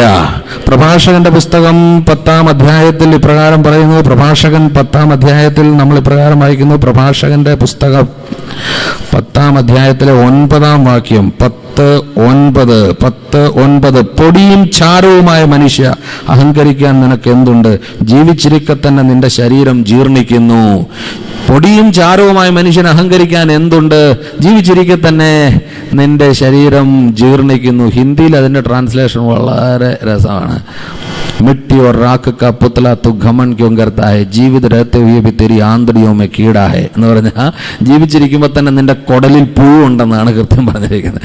ജീവിച്ചിരിക്കുമ്പോൾ തന്നെ കുടലിൽ പുഴുള്ളവനാ നീ, ഇത് ചെയ്യും, പൊട്ടിക്കും ഇടിക്കും എന്നൊക്കെ പറഞ്ഞ് എന്നാ തേക്കുന്നതാണ് പുഴുള്ള. ഇത്രയേ ഉള്ളൂ മനുഷ്യൻ്റെ കാര്യം. അതുകൊണ്ടാണ് അഹങ്കരിക്കരുതേ എന്ന് വചനം പറയുന്നത്. അഹങ്കാരികളെ ദൈവം താഴ്ക്കും. അപ്പോൾ അവൻ അനുഗ്രഹമില്ലാത്തൊരവസ്ഥയിലേക്ക് നിപതിച്ചു പോകും. അതുകൊണ്ടാണ് നിന്റെ അഹങ്കാരത്തെ ചൊല്ലി എൻ്റെ ആത്മാവ് കരയും. അഹങ്കാരം എന്ന് പറഞ്ഞു കഴിഞ്ഞാൽ ബേസിക്കായിട്ട് ദൈവത്തിന് മഹത്വം കൊടുക്കാത്ത അവസ്ഥ, ഓണർഷിപ്പ് സറണ്ടർ ചെയ്യാത്ത അവസ്ഥ എന്നുള്ളതാണ് അഹങ്കാരം. ഈ അഹങ്കാരമാണ് ദൈവത്തെ കരയിക്കുന്ന ഒരു ഭാവമാണ്. ദൈവത്തെ കരയിക്കുന്ന ഒരു ഭാവമാണ്. പരിശുദ്ധാത്മാവിനെ വേദനിപ്പിക്കരുത്. നിങ്ങൾ വചനം കേട്ടിട്ടുണ്ടല്ലോ. പരിശുദ്ധാത്മാവിനെ വേദനിപ്പിക്കുന്ന ഒരു പാപമാണ് അഹങ്കാരം. അത് ജെറമിയ 13-ാം അധ്യായം 15-ാം വാക്യം. നിങ്ങൾ കാതോർത്ത് കേൾക്കുകയും അഹങ്കരിക്കരുത്, കർത്താവാണ് അരുളി ചെയ്യുന്നത്. കർത്താവ് അന്ധകാരം വരുത്തുന്നതിന് മുമ്പ് നിങ്ങളുടെ കാൽപാദങ്ങൾ ഇരുൾ നിറഞ്ഞ മലകളിൽ ഇടറുന്നതിന് മുമ്പ് നിങ്ങളുടെ ദൈവമായ കർത്താവിന് മഹത്വം നൽകുവിൻ. അല്ലെങ്കിൽ നിങ്ങൾ വെളിച്ചം തേടുമ്പോൾ മരണത്തിന്റെ നേരിടും കൂരിട്ടുമായിരിക്കും ലഭിക്കുക. വചനം 17. നിങ്ങൾ അനുസരിക്കുന്നില്ലെങ്കിൽ നിന്റെ അഹങ്കാരത്തെ ചൊല്ലി രഹസ്യത്തിൽ എൻ്റെ ആത്മാവ് കരയും. പരിശുദ്ധാത്മാവ് കരയുമെന്ന് ദൈവം കൃത്യം വെളിപ്പെടുത്തിയിരിക്കുന്നത് 13-ാം അധ്യായം 17-ാം വാക്യമാണ്. 17-ാം വാക്യം, നീ അനുസരിക്കുന്നില്ലെങ്കിൽ നിന്റെ അഹങ്കാരത്തെ ചൊല്ലി രഹസ്യത്തിൽ എൻ്റെ ആത്മാവ് കരയും, കർത്താവിന്റെ അജഗണത്തെ അടിമത്തത്തിലേക്ക് കൊണ്ടുപോകുകയാൽ ഞാൻ ഉള്ളുരുകി കരയും, കണ്ണീർ ധാരയായി ഒഴുകും. അടിമത്തത്തിലേക്ക് ഒരു വ്യക്തിയെ കൂട്ടിക്കൊണ്ടുപോകുന്ന അഹങ്കാരമുള്ളപ്പോൾ ഒരാത്മാവ് നഷ്ടപ്പെടുന്നത് നോക്കി പരിശുദ്ധാത്മാവ് കരയും എന്ന് വചനം പറയുന്നു. പ്രിയമുള്ളവരെ, പരിശുദ്ധാത്മാവ് കരയും. ഞാൻ അതുകൊണ്ടാണ് സാധാരണ ഞാൻ അങ്ങനെയാണ് വിചാരിക്കുന്നത്, ഈ പരിശുദ്ധാത്മാവിനെ കുറിച്ചുള്ള പ്രതീകമായിട്ട് ഈ പ്രാവിനെ തന്നെ എന്തുകൊണ്ട് ഇത്രയും ബേർഡ്സ് ഉണ്ടായിട്ടും ഇത്രയും പക്ഷികളുടെ സ്പീഷീസ് ലോകത്തുണ്ടായിട്ട് ദൈവം എന്തുകൊണ്ടായിരിക്കും പരിശുദ്ധാത്മാവിൻ്റെ പ്രതീകമായിട്ട് പ്രാവിനെ തെരഞ്ഞെടുത്തത്? പല പ്രതീകങ്ങളായിട്ട് മാറ്റാറുണ്ട്, പക്ഷേ പ്രാവിന് പല പ്രത്യേകതകളുണ്ട്. അതിലൊരു പ്രത്യേകതയാണ് മറ്റു ബേർഡ്സിനൊന്നുമില്ലാത്ത ഒരു പ്രത്യേകത നിങ്ങൾക്കറിയാവോ? അതാണ് പ്രാവിന് കണ്ണീരൊഴുകി കരയാൻ പറ്റും. This Dove is the only bird among thousands of species of birds that can shed tears. അത് ഉദാഹരണത്തിന് കാക്കയുടെ കൂട്ടിൽ കല്ലെറിയുകയോ കാക്കയുടെ പിള്ളേരെ കൊല്ലാൻ നോക്കുകയൊക്കെ ചെയ്തു കഴിഞ്ഞാൽ കാക്ക വെച്ചോണ്ടിരിക്കുന്നതുമില്ല, അലറിക്കരഞ്ഞുകൊണ്ട് വരികയും കാറി കൂവി വരും, എന്നിട്ട് അറ്റാക്ക് ചെയ്യാൻ വരും. പക്ഷേ ഒരു പ്രാവിൻ്റെ കൂട്ടിൽ എന്തെങ്കിലും ഡിസ്റ്റർബ് ചെയ്യുകയോ പ്രാവിൻ്റെ മുട്ട പൊട്ടിക്കുകയോ അല്ലെങ്കിൽ കുഞ്ഞുങ്ങളെ എടുത്തുകൊണ്ട് പോവുകയോ ചെയ്തു കഴിഞ്ഞാൽ പ്രാവ് ഡിസ്റ്റർബ് ചെയ്യാനോ അല്ലെങ്കിൽ നമ്മളെ ആക്രമിക്കാൻ വരത്തില്ല. മറിച്ച് ആ പ്രാവിനെ നോക്കുക എന്നാണ് സയൻറ്റിഫിക് ആളുകൾ, ഇത് പ്രാവുമായിട്ട് ബന്ധപ്പെട്ട അല്ലെങ്കിൽ പക്ഷികളെക്കുറിച്ച് പഠിക്കുന്ന ഈ ശാസ്ത്രം, അതായത് ഏതോളജിയാണെന്ന് അറിയത്തില്ല നമുക്ക്, അവർ പറയുന്ന സംഗതിയാണ്, ഈ പ്രാവിനെ നമ്മൾ നോക്കിയിരുന്നു കഴിഞ്ഞിട്ടുണ്ടെങ്കിൽ കാണാം തൻ്റെ കുഞ്ഞിനെ നമ്മൾ എന്തെങ്കിലും ദ്രോഹിച്ചോ എടുത്തുകൊണ്ട് പോവുകയോ അതിൻ്റെ കൂട് നമ്മൾ തകർക്കുകയൊക്കെ ചെയ്ത് കഴിഞ്ഞാൽ ഈ പ്രാവ് അങ്ങനെ ദൂരെ വന്നിരിക്കും, എന്നിട്ട് നമ്മളെ ഇങ്ങനെ നോക്കിയിരിക്കുമെന്ന് പറയാ. നീ ആ പ്രാവിനെ നോക്കിയാൽ കാണാം എന്നവർ പറയുന്നത് എന്താണെന്നറിയാമോ? കണ്ണീര് ഇതിലൂടെ ഒലിച്ചിറങ്ങും. ഒരു കണ്ണീര്, പ്രാവിൻ്റെ കണ്ണീര് ആ നിലത്ത് വീണ് കഴിഞ്ഞ് കഴിഞ്ഞാൽ ആ സ്ഥലം വിട്ട് പ്രാവ് പറന്നു പോകും, തിരിച്ചു വരില്ല. അങ്ങനെയാണ് പറയുക. That dove will leave that place never to return once its tears falls down. പ്രിയമുള്ളവരെ, ഒരിക്കൽ ഞാൻ അതിനെക്കുറിച്ച് ചിന്തിച്ചിട്ട് ഇങ്ങനെ നമ്മൾ വിറച്ചുപോയി. പരിശുദ്ധാത്മാവും ഇതുപോലെ എങ്ങാനും ആണോ? നമ്മൾ വേദനിപ്പിച്ചു കഴിഞ്ഞാൽ വിട്ടുപോകും. അതുകൊണ്ടാണ് പരിശുദ്ധാത്മാവിനെ വേദനിപ്പിക്കരുത് എന്ന് പറയുന്നത്. ദൈവത്തിന് അധികാരം വിട്ടുകൊടുക്കാത്ത ഏത് ഏരിയ ഉണ്ടോ പരിശുദ്ധാത്മാവിന് പ്രവർത്തിക്കാൻ പറ്റത്തില്ല. അതിനെ ചൊല്ലി പരിശുദ്ധാത്മാവ് ഉള്ളുരുകി കരയും, എൻ്റെ ആത്മാവ് നിന്നെ ചൊല്ലി കരയും എന്ന് വചനം പറയുന്നു. പ്രിയമുള്ളവരെ, ഈ അഹങ്കാരം എന്തെങ്കിലും ഉണ്ടെങ്കിൽ, ഈ സമ്പത്തിൻ്റെ അഹങ്കാരമോ ബുദ്ധിയുടെ അഹങ്കാരമോ ഒക്കെ ഉണ്ട്, വീട്ടിലെപ്പോഴും ഈ അഹങ്കാരത്തോടുള്ള ഔദ്ധത്യം നിറഞ്ഞ പെരുമാറ്റം, പുച്ഛിക്കുക, എല്ലാത്തിനെയും പുച്ഛിക്കുക, എന്തിനേയും ചോദ്യം ചെയ്യാനുള്ള പ്രവണത, ഇതെല്ലാം അഹങ്കാരത്തിൽ നിന്ന് വരുന്നത്.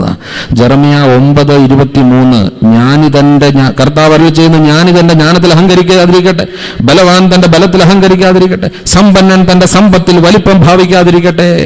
അതാണ് എല്ലാം ദൈവത്തിൻ്റെതാണെന്ന് ഏറ്റുപറയുക എന്നുള്ളതാണ് ഏറ്റവും പ്രധാനപ്പെട്ടത്. നിയമാവർത്തനങ്ങളുടെ 8-ാം അധ്യായം 17, എൻ്റെ ശക്തിയും, നിയമാവർത്തനം 8:17, എൻ്റെ ശക്തിയും എൻ്റെ കരങ്ങളുടെ ബലവുമാണ് എനിക്ക് ഈ സമ്പത്തെല്ലാം നേടിത്തന്നെന്ന് ഹൃദയത്തിൽ പറയരുത്. നിങ്ങൾ ദൈവമായ കർത്താവിനെ സ്മരിക്കുക, എന്നാൽ നിന്റെ പിതാക്കന്മാരോട് ചെയ്ത് ഉടമ്പടി ഇന്ന് നിറവേറ്റുന്നതിന് വേണ്ടി സമ്പത്ത് നേടാൻ അവിടുന്നാണ് നിനക്ക് ശക്തി തരുന്നത്. ഇന്ന് കൈ പോകുന്നുണ്ടെങ്കിൽ, ജോലി ചെയ്യാനായിട്ട് സാധിക്കുന്നുണ്ടെങ്കിൽ, പ്രിയമുള്ളവരെ, അത് കർത്താവിൻ്റെ കാരുണ്യമാണ് എന്ന് മനസ്സിലാക്കി അവിടത്തേക്ക് മഹത്വം കൊടുത്തുകൊണ്ടേയിരിക്കണം. അതുപോലെ അഹങ്കരിക്കരുത്. അഹങ്കാരത്തിന്റെ ഏതെങ്കിലും ഒരു കണികയെങ്കിലും ഉണ്ടെങ്കിൽ തകർത്ത് കളയും നമ്മുടെ ജീവിതങ്ങളെ. അതുകൊണ്ടാണ് അഹങ്കരിക്കരുതേ എന്ന് വചനം വീണ്ടും വേണ്ടത്. പരിശുദ്ധാത്മാവിനെ വേദനിപ്പിക്കരുതേ. അഹങ്കാരം മൂലം പരിശുദ്ധാത്മാവിന് വേദനയുണ്ട്. ഈ അഹങ്കാരം ഉണ്ടെങ്കിൽ കുടുംബജീവിതം തകർന്ന് തരിപ്പണമായി തീർന്നുകൊണ്ടിരിക്കും. കാരണം ഈ അഹങ്കാരത്തോടുകൂടിയുള്ള പെരുമാറ്റം, ഔദ്ധത്യം നിറഞ്ഞ പെരുമാറ്റം, അതെപ്പോഴും തകർത്ത് കളയുന്ന ഒരു വസ്തുതയാണ്. അതുകൊണ്ടാണ് സുഭാഷിതം 21:24, അഹങ്കാരിയും ധിക്കാരിയുമായ മനുഷ്യന്റെ പേര് പരിഹാസകൻ എന്നാണ്. അവൻ ആരെയും കൂസാതെ ഗർവോടെ പ്രവർത്തിക്കും. അവൻ ആരെയും കൂസത്തില്ല. അപ്പനെയും അമ്മയുടെ അധികാരത്തെ പോലും സ്വീകരിക്കത്തില്ല. അപ്പനോടും അമ്മയോടും പോലും അവർ പറഞ്ഞു. ഇന്നൊക്കെ ഇവിടെ വന്ന് അല്പം പൈസയൊക്കെ ആയിക്കഴിഞ്ഞ സമയത്ത് പലപ്പോഴും അപ്പനെയും അമ്മയെ പോലും മറക്കുന്ന, വേദനിപ്പിക്കുന്ന തരത്തിലുള്ള സംസാരങ്ങൾ. പ്രിയമുള്ളവരെ, അമ്മയുടെ വേദന മക്കളുടെ കുടുംബത്തിന്റെ അടിത്തറ ഇളക്കും എന്ന് വചനമുണ്ട്. അനേകം കുടുംബങ്ങൾ അങ്ങനെ തകർന്നിട്ടുമുണ്ട്. ഇവിടെയൊക്കെ വന്ന് അമ്മയോട് തട്ടിക്കയറുക, അവരുടെ ബലഹീനത ഒന്നും മനസ്സിലാക്കാതെ സംസാരിക്കുക, ഇങ്ങനെ കൂർത്ത വാക്കുകൾ ഉപയോഗിക്കുക. വേദന, അമ്മയുടെ വേദന കുടുംബത്തിന്റെ അടിത്തറ ഇളക്കും എന്ന് വചനമുള്ളതാണ്. ഹല്ലേലൂയ പറഞ്ഞേ, ഹല്ലേലൂയ. ഒന്നുകൂടെ പറഞ്ഞേ, ഹല്ലേലൂയ. ഈശോയുടെ സാന്നിധ്യത്തിലാണ് വചനം കേൾക്കുക. ഉയർന്ന സ്വരത്തിൽ പറഞ്ഞേ, ഹല്ലേലൂയ. അഹങ്കാരം പൂർണ്ണമായിട്ടും വിട്ടുകളയാൻ ഏറ്റവും നല്ല ഉയർന്ന സ്ഥലത്ത് സ്തുതിക്കുക എന്നുള്ള. ഇൻഹിബിഷൻസ് അതുപോലെ ഈഗോ ഉള്ളവർക്കൊന്നും ഉച്ചത്തിൽ സ്തുതിക്കാൻ പറ്റത്തില്ല. നമുക്കൊന്ന് ഇവിടം വരെ എത്തിയതല്ല കർത്താവിൻ്റെ കാരുണ്യമാണ്. നമ്മളിൽ ദൈവം എന്തോരം ആഗ്രഹിക്കുന്നവരെന്നറിയാം. To whom more is given more is demanded. നമ്മൾ ഇന്ന് ജീവിക്കുന്ന ഈ ജീവിതം, see the life which you have today is the dream of millions. അന്ന് ഓർക്കണം. ഇങ്ങനെ എത്താൻ പറ്റാത്തോ അല്ലെങ്കിൽ ഒരു ജോലി ചെയ്ത് ചില പൈസയൊന്നും ഉണ്ടാക്കാൻ സാധിക്കാത്തത്. See I come from a place, ഞങ്ങൾ ജോലി ചെയ്യുന്നിടത്ത് ആസാമിൽ നമ്മളുടെ ചുറ്റുപാടുമുള്ള ആയിരങ്ങൾ, നമ്മുടെ ധ്യാനകേന്ദ്രത്തിൽ വരുന്ന ആയിരങ്ങൾ, അവർ 80 രൂപയ്ക്ക് ജോലി ചെയ്യുന്നവർ. 80 രൂപ എന്ന് പറഞ്ഞാൽ $1.5 മേ ബി 80 rupees. ടീ ഗാർഡനിലെ ജോലി അത്രേ ഉള്ളൂ. അതോ കുടുംബത്തിലൊരു ചോറ് എക്സ്ട്രാ എന്തെങ്കിലും ഒരു കറി ചോറിന് ഒഴിക്കാനുണ്ടെങ്കിൽ അത് വലിയൊരു ലാവിഷ് സംഗതിയായിട്ട് കൂട്ടിയാൽ മതി. എന്തോ 100 കണക്കിന് പിള്ളേർ എൻ്റെ കൂടെ we have volunteers, hundreds of volunteers, always at least 150 volunteers, youth staying with us full time. അവരുടെയൊക്കെ കുടുംബത്തിൽ ചെല്ലുമ്പോൾ നമുക്കറിയാം, അവർക്ക് ചോറ് മാത്രം, അതിൻ്റെ കൂടെ ഉപ്പും ഒരു പച്ചമുളകും അത്രയും കഴുകി കൂട്ടി ചോദിക്കുന്നവരാണ് മിക്കവാറും ആളുകൾ. അത്രയും പാവത്തിലാണ്. അവിടെ നിന്നൊക്കെ ദൈവം നമ്മളെ ഇത്രയും എത്തിച്ചിട്ട് ഭക്ഷണമൊക്കെ വലിച്ചെറിയുക, അല്ലെങ്കിൽ ഇത്രയും കഴിച്ചിട്ടെങ്കിൽ എറിഞ്ഞു കളയുക, അതൊക്കെ എന്ന് പറഞ്ഞു കഴിഞ്ഞാൽ that is an act of pride also. അതൊപ്പം ദ സ്പിരിറ്റ് ഓഫ് ഗ്ലട്ടണിയിൽ കൂടി ഇതായിട്ട് വരും. അനുഗ്രഹം നിഷേധിക്കപ്പെടും, അങ്ങനെയുള്ള കാര്യങ്ങളൊക്കെ. അതുകൊണ്ടാണ് നമുക്ക് കൂടുതൽ ചോദിച്ചവനോട് കൂടുതൽ നൽകിയവനോട് കൂടുതൽ ചോദിക്കുമെന്നൊക്കെ പറഞ്ഞിരിക്കുന്ന വചനമുള്ളത്. അതുകൊണ്ടാണ് ഭയത്തോടും വിറയലോടും കൂടി ആധ്യാത്മിക ശുശ്രൂഷ ചെയ്യണം എന്ന് പറയുന്നത്. തൻ്റെ രക്ഷയ്ക്ക് വേണ്ടി അധ്വാനിച്ചോണം, ഭയത്തോടും വിറയലോടും കൂടി അധ്വാനിക്കണം എന്ന് പറയുന്നത്. ഹല്ലേലൂയ പറഞ്ഞേ, ഹല്ലേലൂയ. ഒന്ന് ഒച്ചത്തിൽ സ്തുതിക്കാൻ പറ്റാത്ത എന്താ ഇത്രയും വചനം പറഞ്ഞിട്ടും? Hallelujah, hallelujah. യേശുവേ നന്ദി, യേശുവേ സ്തുതി, യേശുവേ സ്തോത്രം. പ്രിയമുള്ളവരെ, അതുകൊണ്ടാണ് വചനം പറയുക, ജീവിതത്തിൻ്റെ അന്ത്യത്തെക്കുറിച്ച് ഓർക്കുക. എത്ര ദിവസം മിച്ചമുണ്ടെന്ന് നിനക്കറിയില്ലല്ലോ, അതുകൊണ്ട് അഹങ്കാരം വെടിയുക. ജീവിതാന്ത്യത്തെക്കുറിച്ച് ഓർക്കണം എന്ന് വചനം എപ്പോഴും ഓർപ്പിക്കുന്നതുകൊണ്ടാണ്. ജീവിതത്തിൻ്റെ അത് ഇനി എത്ര ദിവസം മിച്ചമുണ്ട് എന്ന് നമുക്കറിയത്തില്ല. Teach me to count the days of my life so that ഞങ്ങളുടെ ആയുസ്സിൻ്റെ ദിനങ്ങൾ എണ്ണാൻ പഠിപ്പിക്കണമേ. ഞങ്ങളുടെ ഹൃദയം അങ്ങനെ ജ്ഞാനപൂർണ്ണമാകട്ടെ. സങ്കീർത്തനം 90:12. ആയുസ്സിൻ്റെ ദിനങ്ങൾ എണ്ണാൻ പഠിപ്പിക്കണേ. കുറച്ച് ദിവസങ്ങളുള്ളൂ. നമ്മളിവിടെ ഒന്നും സ്ഥിരതാമസക്കാരാകാൻ വന്നതൊന്നുമല്ല. അവർ സിറ്റിസൺഷിപ്പ് ബിലോങ്സ് ടു ഹെവൻ. ഇന്നല്ലെങ്കിൽ നാളെ വിട്ടു പോകേണ്ടവരാണ്. അതിനു മുമ്പ് ഇതെല്ലാം എൻ്റേതാണ് എന്നും പറഞ്ഞിരിക്കരുത്. അതാണ് നമ്മൾ ദാവീദിൽ നിന്ന് പഠിക്കേണ്ടത്. എനിക്ക് ദാവീദിൽ നിന്ന് പഠിക്കാൻ കിട്ടിയ ഏറ്റവും നല്ല സംഗതി ഇതാണ്. ഈ ദാവീദിൻ്റെ ജീവിതത്തിൻ്റെ ഏറ്റവും വലിയ പ്രത്യേകത, ദാവീദിൻ്റെ അവസാന പ്രാർത്ഥനയിൽ നിന്ന് നമുക്ക് വെളിവാകും. ദാവീദ് മരിക്കുന്നതിന് മുമ്പ് ഒരു ലാസ്റ്റ് പ്രെയർ ഉണ്ട്. ആ പ്രാർത്ഥനയിൽ ദാവീദ് വീണ്ടും വീണ്ടും പറയുന്നൊരു കാര്യമുണ്ട്. ഞാൻ ജസ്റ്റ് ഒന്ന് വായിച്ചു കേൾപ്പിക്കാം. ദിനവൃത്താന്തങ്ങളുടെ പുസ്തകത്തിലാണത്, ഇവിടെ വായിക്കണ്ട, കേട്ടാൽ മതി. 1 ദിനവൃത്താന്തം 29 അവസാനത്തെ അധ്യായത്തിലെ 10 മുതലുള്ള വചനങ്ങൾ. എല്ലാവരുടെയും മുമ്പിൽ വെച്ച് കർത്താവിനെ സ്തുതിച്ചുകൊണ്ട് ദാവീദ് പറഞ്ഞു, പിതാവായ ഇസ്രായേലിന്റെ ദൈവമായ കർത്താവേ, അങ്ങേക്ക് വാഴ്ത്തപ്പെട്ടവൻ. കർത്താവേ, മഹത്വവും ശക്തിയും മഹിമയും വിജയവും ഔന്നത്യവും അങ്ങയുടേതാകുന്നു. ആകാശത്തിലും ഭൂമിയിലുള്ളതെല്ലാം അങ്ങയുടേതാകുന്നു. കർത്താവേ, രാജ്യം അങ്ങയുടേതാണ്. അങ്ങ് എല്ലാറ്റിന്റെ അധീശനായി സ്തുതിക്കപ്പെടുന്നു. സമ്പത്തും ബഹുമാനവും അങ്ങാണ് നൽകിയത്. അങ്ങ് സമസ്തവും ഭരിക്കുന്നു. അധികാരവും ശക്തിയും അങ്ങേക്ക് അധീനമായിരിക്കുന്നു. എല്ലാവരെയും ശക്തരും ഉന്നതന്മാരുമാക്കുന്നത് അങ്ങാണ്. ആകയാൽ ഞങ്ങളുടെ കർത്താവേ, അങ്ങേക്ക് ഞങ്ങൾ നന്ദി പറയുകയും അങ്ങയുടെ മഹത്വമുള്ള നാമത്തെ സ്തുതിക്കുകയും ചെയ്യുന്നു. അവിടുത്തെ മുമ്പിൽ ഞങ്ങൾ ഞങ്ങളുടെ പിതാക്കന്മാരെ പോലെ പരദേശികളും തത്കാലവാസക്കാരുമാണ്. ഭൂമിയിൽ ഞങ്ങളുടെ ദിനങ്ങൾ നിഴപോലെയാണ്, എല്ലാം അസ്ഥിരമാകുന്നു എന്ന് പറഞ്ഞിട്ട് വീണ്ടും വീണ്ടും വീണ്ടും പറയുന്ന കാര്യമാണ്, എല്ലാം നിന്റേതാണ്, എല്ലാം അങ്ങയുടേതാണ്, എൻ്റേതൊന്നുമില്ല. ഇതാണ് ദാവീദിന്റെ പ്രത്യേകത. എത്ര കിട്ടിയോ അതിനനുസരിച്ച് എപ്പോഴും ചാടി ആർത്ത് സ്തുതിച്ചുകൊണ്ട് പറഞ്ഞു, ഒന്നും എൻ്റേതല്ല, എല്ലാം നിന്റേതാണ് എന്ന് പറഞ്ഞുകൊണ്ടിരുന്നു. അതുകൊണ്ടാണ് ഈ ഒരു കാര്യമാണ് ദൈവത്തിന് ഏറ്റവും ഇഷ്ടപ്പെട്ടത്. ഒരിക്കലും കുടുങ്ങിയില്ല. ഇത് എൻ്റേതാണെന്ന് ഒരിക്കലും പറഞ്ഞില്ല. സ്ഥിരം പറഞ്ഞുകൊണ്ടിരുന്ന എല്ലാം ദൈവത്തിൻ്റെതാണ്. അതുകൊണ്ട് കർത്താവിനെ സ്തുതിക്കുന്നതിന് അവൻ ഒരിക്കലും കുറവ് വരുത്തിയില്ല. അതുകൊണ്ട് ദൈവം അവനെ എപ്പോഴും ഉയർത്തി നിർത്തി. ഈ ഒരു എളിമ കാരണം അവസാന ദാവീദിന്റെ വായിൽ നിന്ന് പുറപ്പെട്ട അവസാന വാക്കെന്നറിയാവോ? വചനം 20. ദാവീദ് സമൂഹത്തോട് കൽപ്പിച്ചു, നമ്മുടെ ദൈവമായ കർത്താവിനെ വാഴ്ത്തുവിൻ, praise the Lord your God എന്നാണ് പറഞ്ഞത്. അത് കഴിഞ്ഞ് പിന്നെ ദാവീദ് ഒന്നും മിണ്ടുന്നില്ല. The last word he spoke, കർത്താവിനെ വാഴ്ത്തുവിൻ. അതോടുകൂടി ജനം എല്ലാം ആരാധിച്ച് സ്തുതിച്ച് പാടി ഹല്ലേലൂയ. ഇതാണ് ദാവീദിന്റെ പ്രത്യേകത. പ്രിയമുള്ളവരെ, ഒരിക്കലും കുടുങ്ങിയില്ല, ഒരു കാര്യത്തിലും അഹങ്കരിച്ചില്ല. എല്ലാം ദൈവത്തിൻ്റെതാണ് ഏറ്റു പറഞ്ഞുകൊണ്ടിരുന്നു. ഇതാണ് ദൈവത്തിന് ഏറ്റവും പ്രിയപ്പെട്ട ഒരു വസ്തുത. അതുകൊണ്ട് ഒരു കാര്യത്തിലും അഹങ്കരിക്കുക. 4 തരത്തിലുള്ള അഹങ്കാരമാണ് വരാവുന്നത്. സമ്പത്തിന്റെ അഹങ്കാരം, ബുദ്ധിയുടെ അഹങ്കാരം, ശക്തിയുടെ അല്ലെങ്കിൽ സൗന്ദര്യത്തിന്റെ അഹങ്കാരം, ആധ്യാത്മിക അഹങ്കാരം. ഈ 4 തരത്തിലുള്ള അഹങ്കാരത്തിൽ നമ്മെ തന്നെ നമുക്ക് കരുതലോടെ സൂക്ഷിക്കണം. ഈ ഒരു അഹങ്കാരത്തിന്റെ ആത്മാവ് വന്നു കഴിഞ്ഞാൽ ആധ്യാത്മിക ജീവിതം തകരാറിലാകും. ഡെഡ് സീ എക്സ്പീരിയൻസ് ആണ്. ജോർദാൻ നദിയാണ് ഒഴുകി വരുന്നത്. എന്നും വിശുദ്ധ കുർബാന സ്വീകരിക്കുന്നുണ്ടാകാം, ഇത്രയും പ്രാർത്ഥനകളും ധ്യാനങ്ങളും എല്ലാം നടക്കുന്നുണ്ടാകാം. പക്ഷേ അതിൻ്റെ നടുക്കും നമ്മളുടെ ഹൃദയം ഇങ്ങനെ ഡെഡ് സീ ആയിട്ടിരിക്കുന്നതിന് ഒരു കാരണം ദ സ്പിരിറ്റ് ഓഫ് പ്രൈഡ് ഉണ്ടെങ്കിൽ, ആത്മാവിനെ നേരിട്ട് കടന്നാക്രമിക്കുന്ന രണ്ട് ആക്രമണകാരികളായ ഈവിൾ സ്പിരിറ്റ് ആണുള്ളത്. Spirit of pride and spirit of greed. ഇനി സ്പിരിറ്റ് ഓഫ് ഗ്രീഡിനെ കുറിച്ച് നമുക്ക് അല്പം ചിന്തിച്ചു നോക്കാം. ഇതിനെക്കുറിച്ച് ബൈബിൾ പറഞ്ഞിരിക്കുന്നത് ഫസ്റ്റ് തിമത്തി ചാപ്റ്റർ 6 വേർഡ് 6 അതിൽ തുടങ്ങാം. ഫസ്റ്റ് തിമത്തി, അതായത് തിമത്തിയോസിന് എഴുതിയ 1-ാം ലേഖനം 6-ാം അധ്യായം 6-ാം വാക്യം. അതിന്റെ അഭിപ്രായം പറയുന്നു, ഉള്ളത് കൊണ്ട് തൃപ്തിപ്പെടുന്നവന് ദൈവഭക്തി വലിയൊരു നേട്ടമാണ്. Religion brings lot of profit but only to those who are content with what they have എന്നാണ് എഴുതിയിരിക്കുന്നത്. ഹല്ലേലൂയ ഒന്ന് പറഞ്ഞേ, ഹല്ലേലൂയ हल्लेलुया। भक्ति से अवश्य बड़ा लाभ होता है केवल उसी को जो अपने धन संपत्ति से तृप्त रहता है എന്നാണ് പറയുന്നത്. അതായത് ഭക്തി കൊണ്ട് നേട്ടം ആർക്കാണ് ഉണ്ടാകുക? വലിയ നേട്ടമുണ്ട്, ഭക്തി കൊണ്ട് വലിയ നേട്ടമുണ്ട്, ധ്യാനം കൊണ്ട് വലിയ നേട്ടമുണ്ട്. പക്ഷേ ഉള്ളത് കൊണ്ട് തൃപ്തിപ്പെടുന്നവന് മാത്രമേ ഉള്ളൂ എന്ന് വചനം വളരെ കൃത്യമായിട്ട് പറഞ്ഞു. തൃപ്തിയില്ലാത്ത ഒരാളുടെ ജീവിതത്തിൽ ഭക്തി കൊണ്ട് നേട്ടമില്ല. എത്ര ദാനം കൂടിയാലും അല്ലെങ്കിൽ എത്ര വിശുദ്ധ കുർബാനയ്ക്ക് കൂടിയാലും പക്ഷെ ഒരു തൃപ്തിയില്ല. $2000 കിട്ടുമ്പോൾ 3000 കിട്ടണമെന്ന്, 3000 കിട്ടുമ്പോൾ 4000 കിട്ടണം, 4000 കിട്ടിയാൽ ഒരു എക്സ്ട്രാ ഡ്യൂട്ടി കൂടെ ചെയ്ത് കഴിഞ്ഞാൽ 5000 ആക്കാമല്ലോ എന്ന് ചിന്ത കൂടിയുള്ളവന് ആധ്യാത്മിക ജീവിതം നരകമായി തീരും. ഭക്തി കൊണ്ട് പ്രയോജനമില്ല, എത്ര ഉപയോഗിച്ചാലും പ്രയോജനമില്ല. കാരണം ദൈവം വചനത്തിന്, എഴുതപ്പെട്ട വചനത്തിന് വിരുദ്ധമായിട്ട് ഒന്നും ചെയ്യില്ല. അതുകൊണ്ടാണ് ഹല്ലേലൂയ. വചനം പറയുന്നു, ഈ ലോകത്തിലേക്ക് നീ ഒന്നും കൊണ്ടുവന്നില്ല, ഇവിടെ നിന്നൊന്നും കൊണ്ടുപോകാനും സാധിക്കില്ല. ഭക്ഷണവും വസ്ത്രവും ഉണ്ടെങ്കിൽ അതുകൊണ്ട് തൃപ്തിപ്പെടുക. ധനവാന്മാരാണെന്ന് ആഗ്രഹിക്കുന്നത് പ്രലോഭനത്തിലും കെണിയിലും മനുഷ്യനെ അധപതനത്തിലേക്കും നാശത്തിലേക്കും തള്ളിയിടുന്ന നിരവധി വ്യാമോഹങ്ങളിലും നിബന്ധിക്കുന്നു. എന്നാൽ ധനമോഹമാണ് എല്ലാ തിന്മകളുടെയും അടിസ്ഥാന കാരണം. ധനമോഹത്തിലൂടെ പലരും വിശ്വാസത്തിൽ വ്യതിചലിച്ചു പോകാനും ഒട്ടേറെ വിധങ്ങളെ തങ്ങൾ തന്നെ മുറിപ്പെടുത്താനും ഇടയായിട്ടുണ്ട്. ഹല്ലേലൂയ എന്ന് പറഞ്ഞേ, ഹല്ലേലൂയ. പറയുക ഹല്ലേലൂയ, ഹല്ലേലൂയ, ഹല്ലേലൂയ, ഹല്ലേലൂയ. പ്രിയമുള്ളവരെ, നമ്മൾ ധനമോഹം എന്ന ഈ ഒരു പൈശാചിക പീഡയിൽ പതിക്കാതിരിക്കണമെങ്കിൽ ഏറ്റവും കെയർഫുള്ളായിട്ട് ഹൃദയത്തെ കാത്തുകൊള്ളണം. ഹൃദയത്തെ ജാഗരൂകതയോടെ കാത്തുകൊള്ളുക. അതിൽ നിന്നാണല്ലോ ജീവന്റെ നദികൾ ഒഴുകുക എന്ന് വചനം പറയുന്നത്. അതുകൊണ്ടാണ് ദൈവമനുഷ്യനായ നീ ഇവയിൽ നിന്നെല്ലാം ഓടി അകലണം.